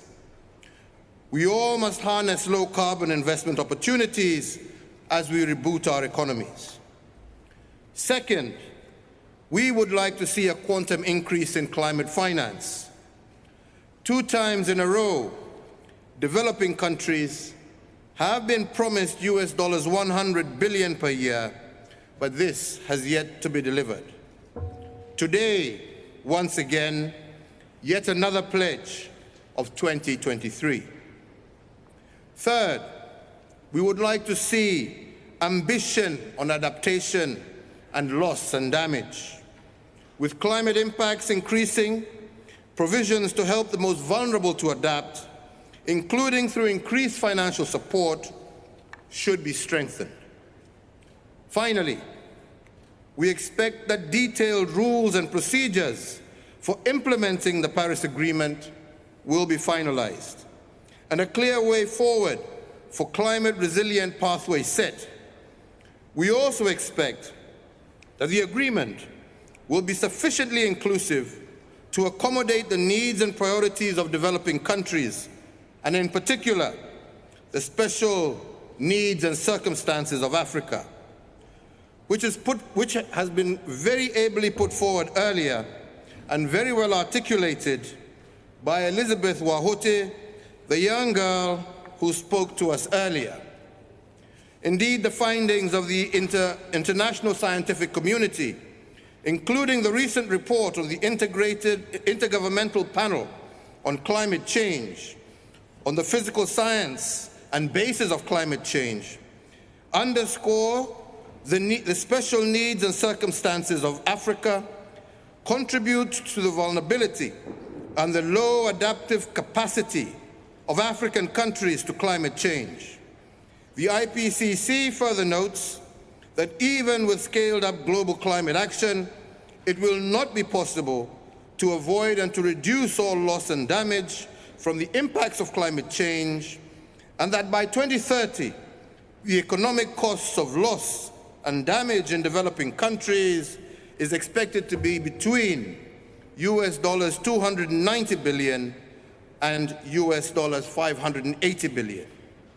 Throughout Africa, as the most vulnerable continent to the impacts of climate change, countries are already experiencing loss and damage of an increasing magnitude and frequency.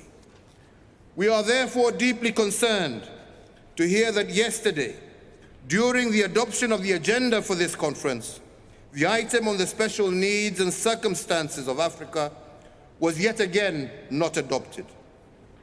And we expect the COP President to undertake extensive and comprehensive consultations and address the special needs and circumstances of African states, and indeed report back to us before the close of the session of the conference.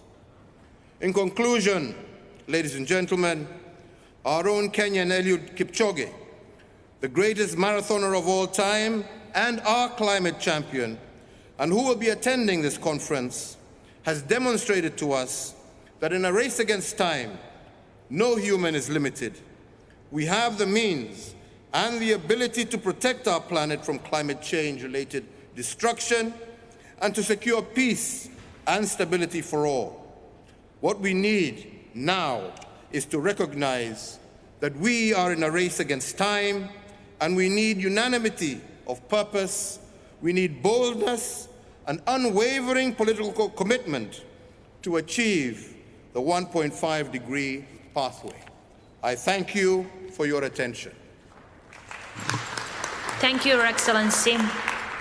It is my pleasure to welcome His Excellency Mr. Volodymyr Zelensky, President of Ukraine. Your Excellency, you have the floor. Thank you very much. Шановний пані головуючий, шановні глави держав, голови урядів, влітку міжурядова група експертів зі зміни клімату опублікувала свій 6-й звіт. Аналіз і прогноз кращих кліматологів обсягом 4000 сторінок. Праця Вільяма Джевонса «Вугільне питання» значно менша і старша на 150 років. Але їх об'єднує дуже схожий парадокс. Збільшення ефективності використання ресурсу збільшує, а не зменшує обсяг його споживання. Парадокс, але виконання Паризької угоди під загрозою через виконання Паризької угоди. Через рух до мети стримати потепління на рівні 2-1,5 градуси Цельсія, скоротити викиди парникових газів та використання вугілля і нафти. Як наслідок – зріс попит на газ. Як наслідок – рекордні ціни. Як наслідок – споживання вугілля в країнах G20 зросло на 5%, а на вугільних електростанціях Європи у вересні – на 1/3. Як наслідок – дефіцит вугілля. Те ж саме нафта. За прогнозами, сектор продовжить заміну газу цими носіями і викиди будуть більшими. За даними ООН, концентрація діоксиду вугільцю, метану і закису азоту в атмосфері рекордна за 10 років. Температура на Землі може зростати значно більше 2 градусів. Нові розрахунки кажуть, аби стримати потепління і досягти вуглецевої нейтральності, нам доведеться докласти в рази більше зусиль, ніж це планувалось в Парижі у 2015 році. Тож я всіх вітаю. Пані та панове, Україна ратифікувала Паризьку угоду однією з перших в Європі. За обсягом скорочення викидів вона посідає 4-те місце серед 45 сторін рамкової конвенції ООН. Наші цілі до 2030 року скоротити викиди парникових газів на 65%. І не пізніше 2060 року досягти кліматичної нейтральності.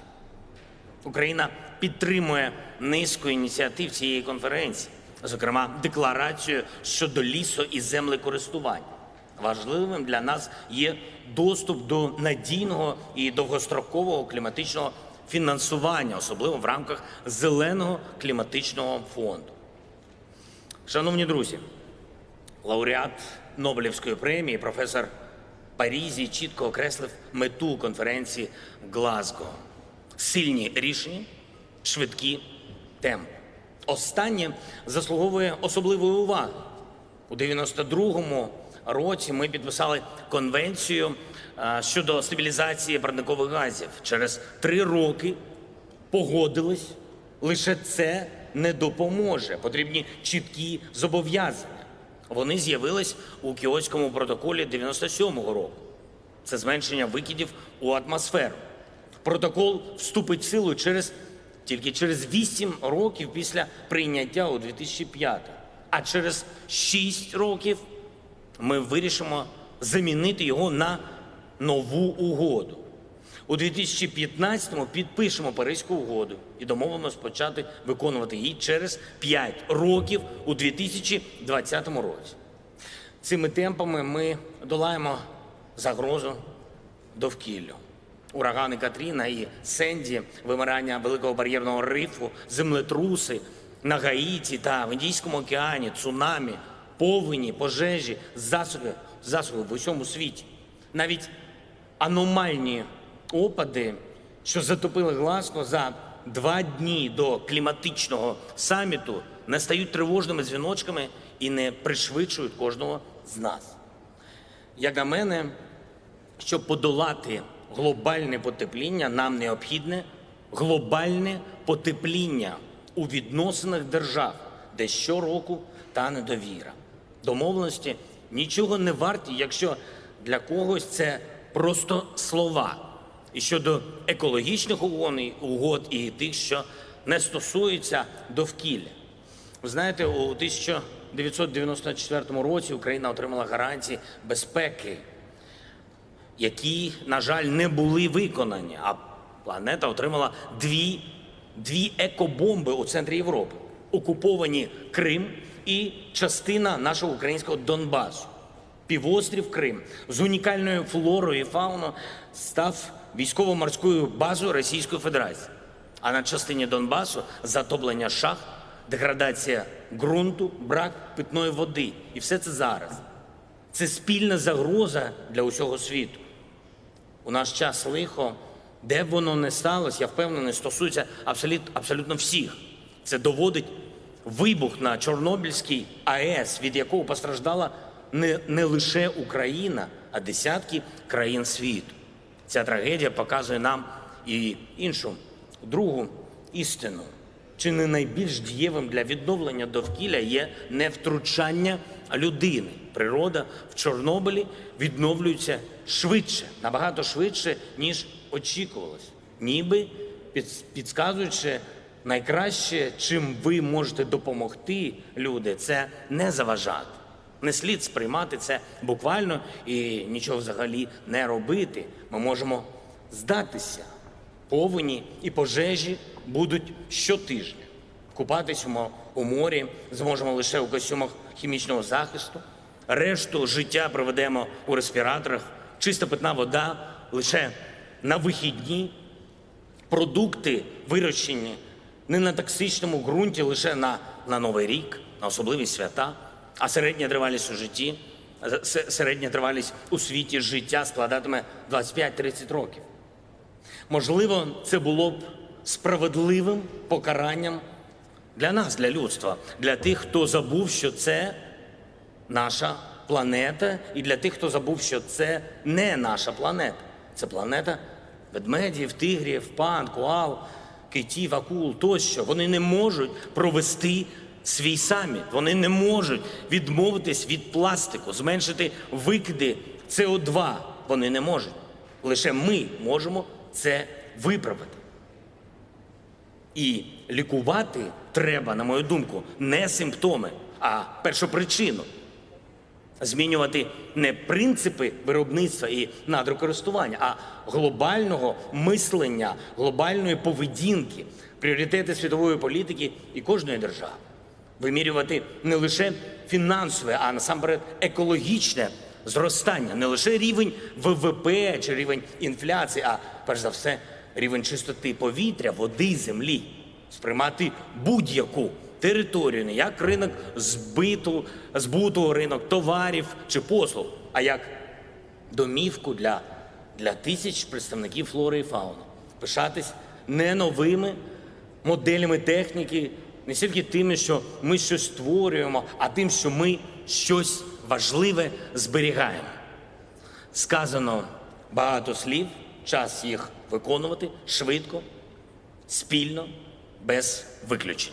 Дякую за увагу. Thank you very much. Thank you, Your Excellency.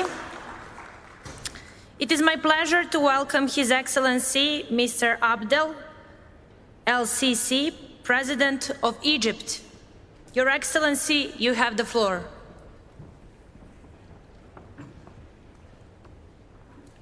Thank you, Mr. President. بسم الله الرحمن الرحيم. أصحاب السعادة السيدات والسادة، يسرني أن أتواجد معكم اليوم للتباحث بشأن قضية المناخ التي باتت تؤثر علينا جميعا، ولقد أكد التقرير الأخير للجنة الحكومية الدولية حول تغير المناخ أن تعزيز عمل المناخ لتحقيق هدف 1.5 درجة مئوية صار أمرا حتميا لا يحتمل التأخير. ولذلك سأركز حديثي اليوم على النقاط التالية. أولا، بادرت مصر باتخاذ خطوات جادة لتطبيق نموذج تنموي مستدام يأتي تغير المناخ والتكيف مع آثاره في القلب منه، ويهدف إلى الوصول بنسبة المشروعات الخضراء الممولة حكوميا إلى 50% بحلول عام 2025 و100% بحلول عام 2030. فعلى سبيل المثال تمثل مصادر الطاقة المتجددة اليوم نحو 20% من مزيج الطاقة في مصر، ونعمل على وصولها إلى 42% حلول عام 2035 بالتزامن مع ترشيد دعم الطاقة. كما تعمل مصر على التحول إلى النقل النظيف من خلال التوسع في شبكات المترو والقطارات والسيارات الكهربائية وتجهيز البنية التحتية اللازمة لذلك، فضلا عن إنشاء المدن الذكية والمستدامة. كما تنفذ مصر مشروعات لترشيد استخدامات المياه وتبطين الترع والإدارة المتكاملة للمناطق الساحلية. ولتمويل تلك المشروعات أصدرت مصر مؤخرا الطرح الأول للسندات الخضراء بقيمة 750 مليون دولار.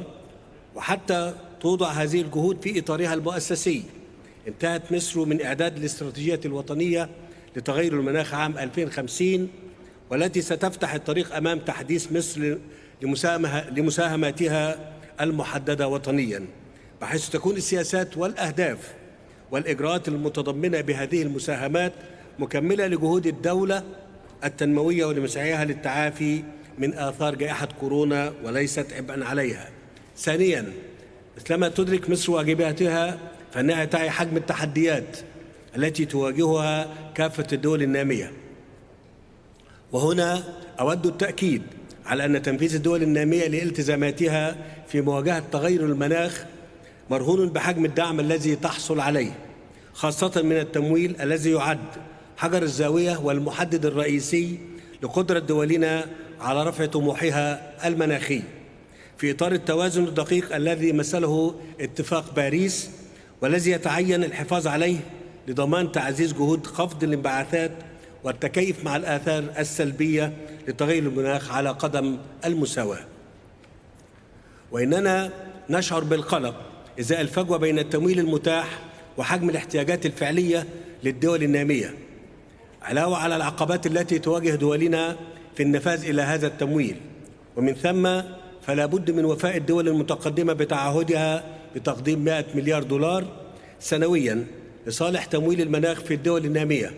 ونؤكد على دعمنا لما نادى به السكرتير العام للأمم المتحدة من ضرورة ألا يقل حجم التمويل الموجه إلى التكيف عن نصف التمويل المتاح، وعلى أهمية بدء المشاورات حول الهدف التمويلي الجديد لما بعد 2025. ثالثاً، على الرغم من عدم مسؤوليتها عن أزمة المناخ، تواجه القارة الإفريقية التبعات الأكثر سلبية للظاهرة وما يترتب عليها من آثار اقتصادية واجتماعية وأمنية وسياسية.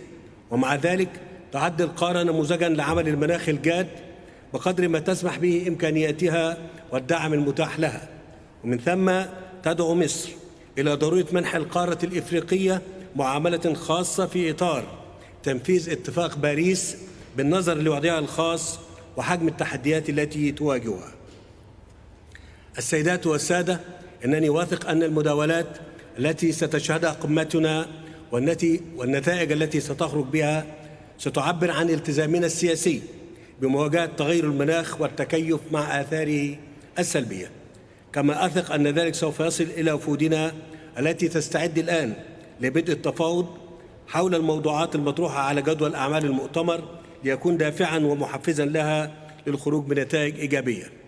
كما أود الإعراب عن ترحيبنا بلجنة اختراق جلاسكو وبالتقارير التي ستصدر عنها، وكذلك دعمنا للرئاسة البريطانية للمؤتمر التي سنعمل معها على مدار الأيام والأشهر القادمة، وصولاً إلى الدورة القادمة للمؤتمر التي نتطلع إلى استضافتها في مصر باسم القارة الإفريقية، حيث سنسعى خلال رئاستنا إلى تعزيز عمل المناخ الدولي للوصول إلى أهداف اتفاق باريس تحقيقاً لمصالح شعوب قارتنا وشعوب دول العالم أجمع. شكراً لكم.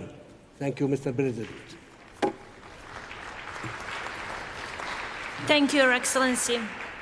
It is my pleasure to welcome His Excellency Mr. Stevo Pendarovsky, President of North Macedonia. Your Excellency, you have the floor.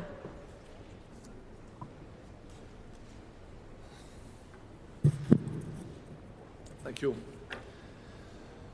Your Excellencies, dear friends, with the pandemic still dominating the world's agenda, we should not underestimate one of the greatest systemic risks ever posed to the humanity.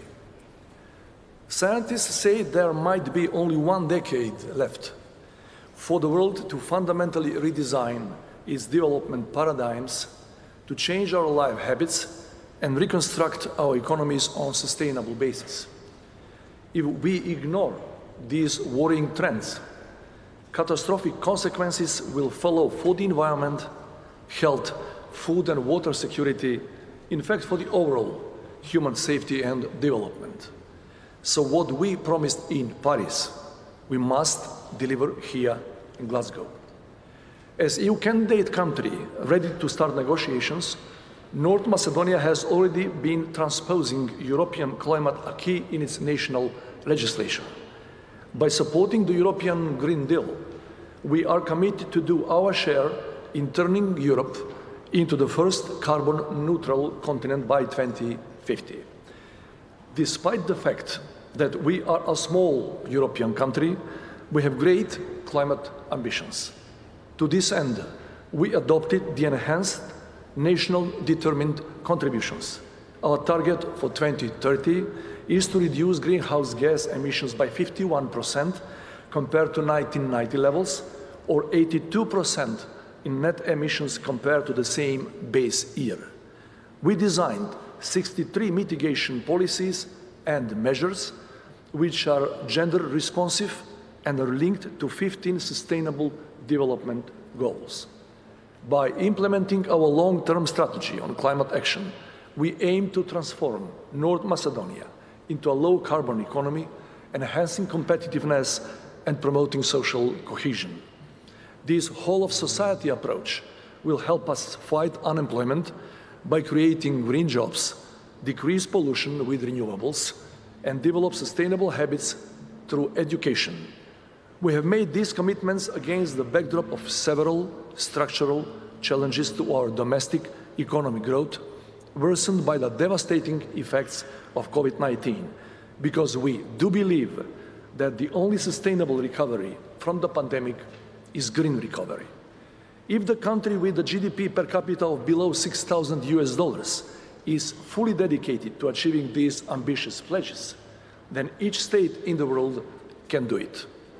We have already designed transparent, coordinated and inclusive climate action in partnership with science, businesses, civil society and youth. In the same time, we are fully aware that international financing will be dependent on the effective functional, and just governance at both national and international levels. Dear friends, 50 years ago, W.H. Auden penned the hymn to the United Nations. In it, he says that peace means to change at the right time, as the world clock goes tick and tock. For too long, humanity's unsustainable models of production and consumption have been out of sync with the rhythm of nature. At this last hour, it is high time to wind back the clock of the climate system so that future generations can not only survive, but live in a secure, decent, and prosperous world as well. I thank you for your attention. Thank you, Your Excellency. It is my pleasure to welcome His Excellency Mr. Luis Arce, President of Bolivia. Your Excellency, you have the floor.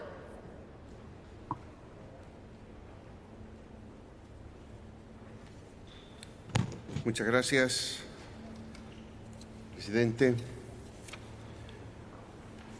Bolivia ha participado activamente durante los últimos años en el proceso de negociaciones para abordar una solución definitiva a la crisis climática global y en este marco ha suscrito el Acuerdo de París de 2015. Sin embargo, vemos con frustración que todavía existe un marco global que no termina de definir una solución global a la crisis climática que se ha convertido en el principal problema que tenemos que enfrentar por la defensa de la humanidad y de la vida en la Madre Tierra. Los estudios científicos y los reportes de la Secretaría de la Convención muestran que los países están muy lejos de las metas que se requieren alcanzar para enfrentar la crisis climática global. El sistema mundial capitalista, basado en un consumismo sin límites y explotación irracional de la naturaleza y el espacio atmosférico, no puede solucionar la crisis climática, a no ser que exista un fuerte cambio de timón en su sistema económico y social. Percibimos que los países desarrollados están simplemente ganando tiempo sin ningún sentido de responsabilidad con la humanidad y la Madre Tierra. Y su credibilidad está en riesgo. Desde los países desarrollados se están construyendo discursos donde aparecen como los campeones de la lucha contra la crisis climática con el discurso del balance neutral de emisiones a 2050. Pero se está muy lejos de la verdad. Si los países desarrollados quieren ser líderes en la lucha contra la crisis climática, tienen que promover una distribución del espacio atmosférico basado en la equidad con responsabilidades comunes, pero diferenciadas y en sus responsabilidades históricas. Los países desarrollados tienen que realizar reducciones en el marco del objetivo de los límites al incremento de la temperatura acordado en París. También tienen que cumplir con sus responsabilidades de transferir recursos financieros y medios de implementación a los países en desarrollo. Tenemos que estar conscientes de que los países desarrollados están promoviendo un nuevo proceso de recolonización mundial que lo podemos denominar como el nuevo colonialismo del carbono, porque están tratando de imponer sus propias reglas de juego en las negociaciones climáticas para seguir alimentando el nuevo sistema capitalista verde y promoviendo que los países en desarrollo tengamos que asumir estas reglas de juego sin opción alguna. La solución a la crisis climática no se va a lograr con más capitalismo verde y más mercados globales de carbono. La solución pasa por cambiar el modelo de civilización y avanzar hacia un modelo alternativo al capitalismo que es el horizonte civilizatorio del vivir bien en armonía con la Madre Tierra.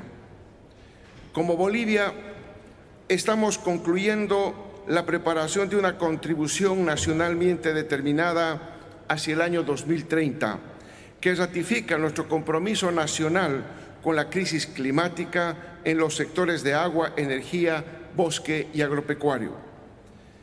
Esperamos facilitar acuerdos entre Bolivia y la cooperación internacional para avanzar en la provisión del financiamiento y otros medios de implementación para impulsar a una mayor escala los esfuerzos nacionales, para lograr las metas de mitigación, adaptación y desarrollo integral de nuestros países. Si las actuales generaciones no resolvemos la crisis climática, esta será una carga muy pesada e imposible de resolver para las generaciones que vienen. El liderazgo de los países desarrollados es esencial para resolver este problema mundial con alto sentido de responsabilidad común por la defensa de la Madre Tierra, que es la defensa por la vida. Hayaya, Madre Tierra. Muchas gracias, presidente. Thank you, Your Excellency. It is my pleasure to welcome His Excellency Mr. Gotabaya Rajapaksa, President of Sri Lanka. Your Excellency, you have the floor.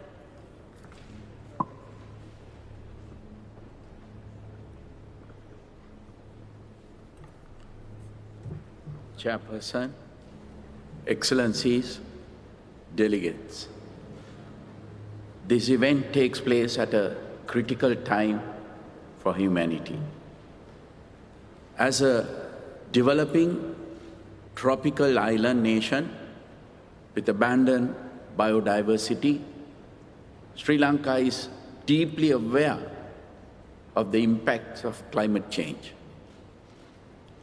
Our rich philosophical heritage, shaped by Lord Buddha's teachings, places great value on environmental integrity.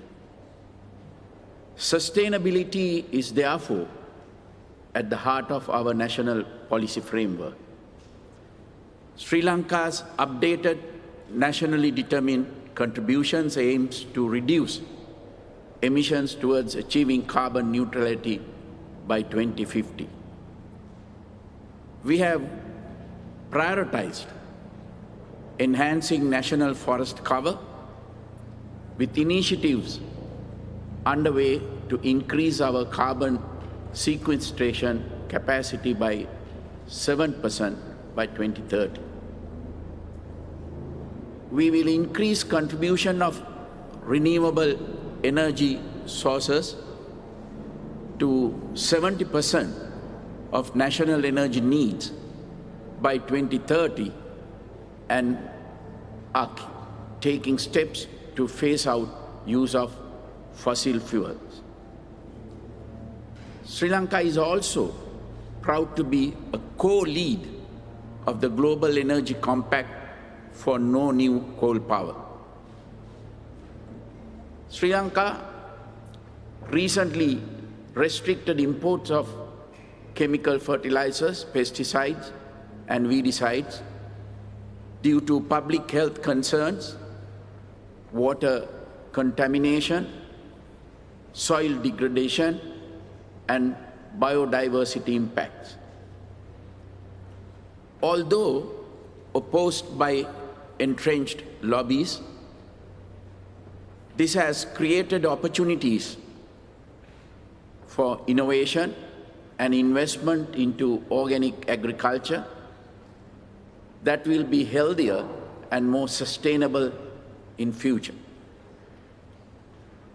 Reactive nitrogen emissions from overuse of artificial fertilizer is a major contributor to climate change.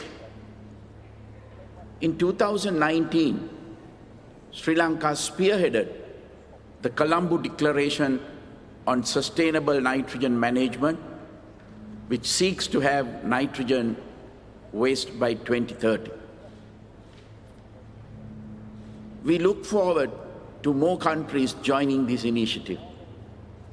Sri Lanka also leads the action group on mangrove ecosystems and livelihoods under the Commonwealth Blue Charter initiative. Sri Lanka welcomes investments, technology transfers, and climate financing for its ambitious sustainability efforts, along with broader development assistance to support recovery from the COVID-19 pandemic. Climate change affects all nations, but disproportionate. Relationship, because we have so much that we can work together on and so much in common. Dan hari ini saya berharap untuk bisa meningkatkan kembali hubungan bilateral antara kita, karena begitu banyak yang kita bisa kerja bersama dan begitu banyak kesamaan di antara kita. Mr. President, Indonesia is a vital strategic partner of the United States, and your leadership in the Indo-Pacific is essential.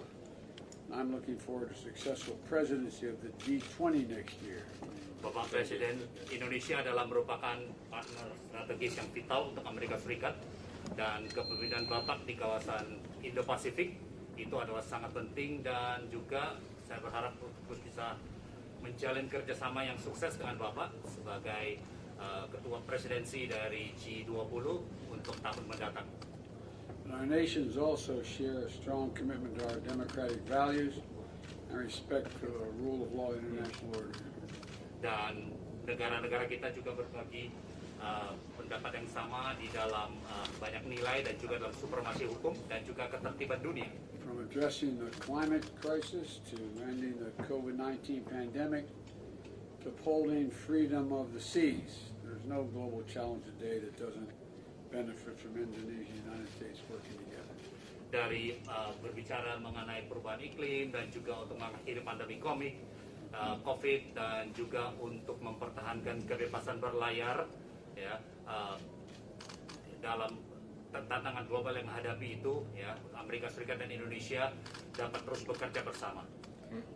Well, again, there's much to talk about, but I'm taking too much time. I'm looking forward to our conversation today and to continuing our working relationship. Dan kembali sekali banyak yang dapat dibicarakan, namun saya ingin tidak terlalu banyak menggunakan waktu sekarang ini, dan saya berharap untuk bisa terus berbincang-bincang dengan Bapak. President Biden, it is an honor for me to meet you again. Congratulations once again on your Excellency's inauguration as a president. Thank you. Terima kasih, Pak. I believe. Terima kasih, Pak, untuk menerima itu. I believe under your Excellency's leadership, we can further strengthen our cooperation. I appreciate President Biden's leadership in various global issues, climate change, green energy, COVID-19, and democracy. Allow me to convey high appreciation for our cooperation during the pandemic. Through the dosage sharing mechanism, Indonesia has received 13.4 million doses of vaccines and 1,000 ventilator unit, therapeutic medicine, and other medical equipment. Once again, thank you. It's an honor. Thank you. Satu kehormatan, Pak. Terima kasih. Sir, will the U.S. Thank you, guys. Thank you. Let's go. Thank you, guys. Will you pay into the global fund this year? Let's go. Thank you. Thank you. Thank you. Let's go. Thank you. Let's go. Come on. Let's go, guys. Thank you. Will you pay into the Thank global you, fund? Ben. Let's go. Here's the other door. Let's go. Thank you. That's enough out of you.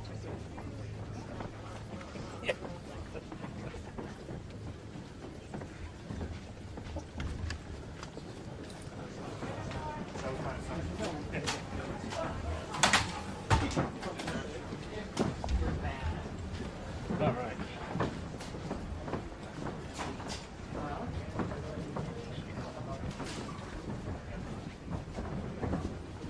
How you doing, guys? Is that still going out? Or, And it is.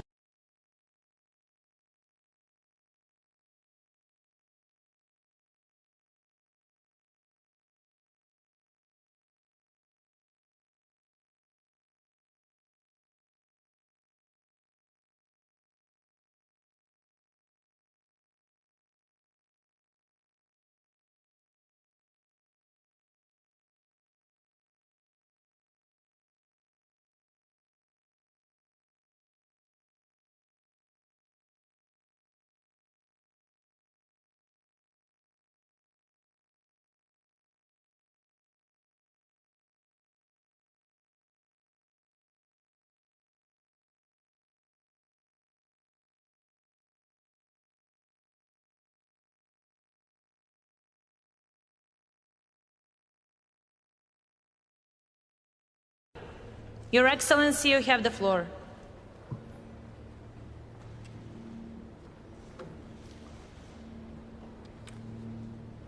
존경하는 보리스 존슨 총리님, 패트리시아 에스피노자 유엔 기후변화협약 사무총장님, 정상 여러분, 글래스고의 뜻깔나무 숲은 사람과 동식물이 어울려 사는 신화의 세계로 우리를 이끕니다. 자연은 오랫도록 우리를 기다려 주었습니다. 이제 우리가 자연을 위해 행동하고 사랑해야 할 때입니다. COP26이 그 출발점이 될 것입니다.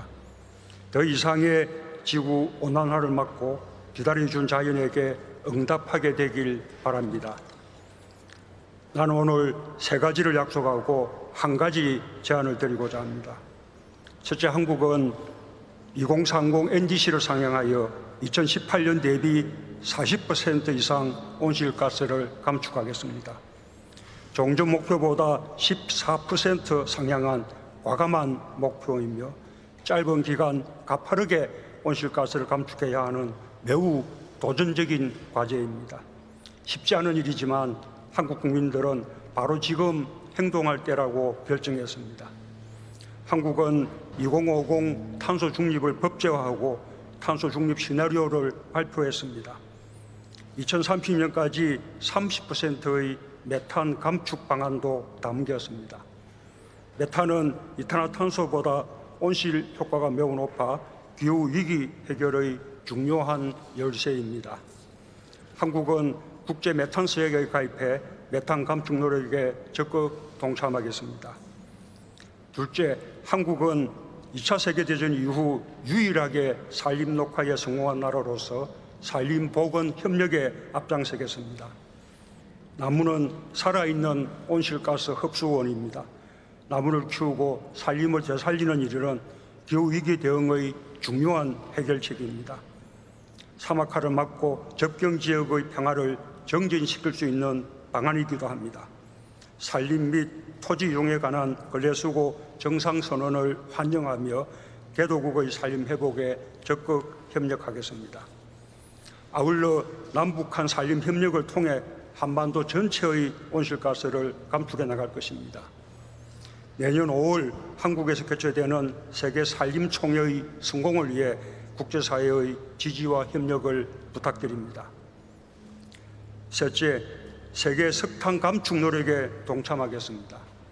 우리 정부는 출범 이후 석탄 발전소 8기를 조기 폐쇄했고 올해 말까지 추가로 2기를 폐쇄할 예정입니다. 2050년까지 모든 석탄 발전을 폐지할 것입니다. 이미 국내 신규 석탄 발전소 허가를 중단했으며 지난 4월 신규 해외 석탄 발전에 대한 공적 금융 지원도 중단했습니다. 한국은 재생에너지 개발을 비롯하여 개도국들의 저탄소 경제 전환에 적극 협력하겠습니다. 해외 한국 기업의 탄소 배출도 줄여나갈 것입니다. 녹색기후기금, 글로벌 녹색성장연구소를 통한 기후재원 지원을 계속하고 기후기술센터 및 네트워크를 통해 녹색기술 분야에서 개도국과 협력을 강화하겠습니다. 정상 여러분, 제가 드릴 한 가지 제안은 청년기후 서밋의 정례적인 개최입니다. 탄소 중립은 정부와 기업의 노력만으로는 어렵습니다. 국민 모두가 동참해야만 이룰 수 있는 목표입니다. 기후위기의 당사자인 미래세대와 기성세대가 함께 기후위기 해법을 찾는다면 지속가능한 세계를 향한 인류의 발걸음도 한층 빨라질 것입니다. 청년 기후 서밋의 정례 개최에 정상 여러분의 많은 관심과 지지를 요청합니다. 자연을 위해 사람과 사람, 나라와 나라가 먼저 손을 잡읍시다. 지구를 위해 더 일찍 행동하지 않았다는 후회를 남기지 않도록 합시다. 감사합니다. Thank you, Your Excellency. It is my pleasure to welcome His Excellency Mr. Fostan Arkanji to Adera, President of the Central African Republic. Your Excellency, you have the floor.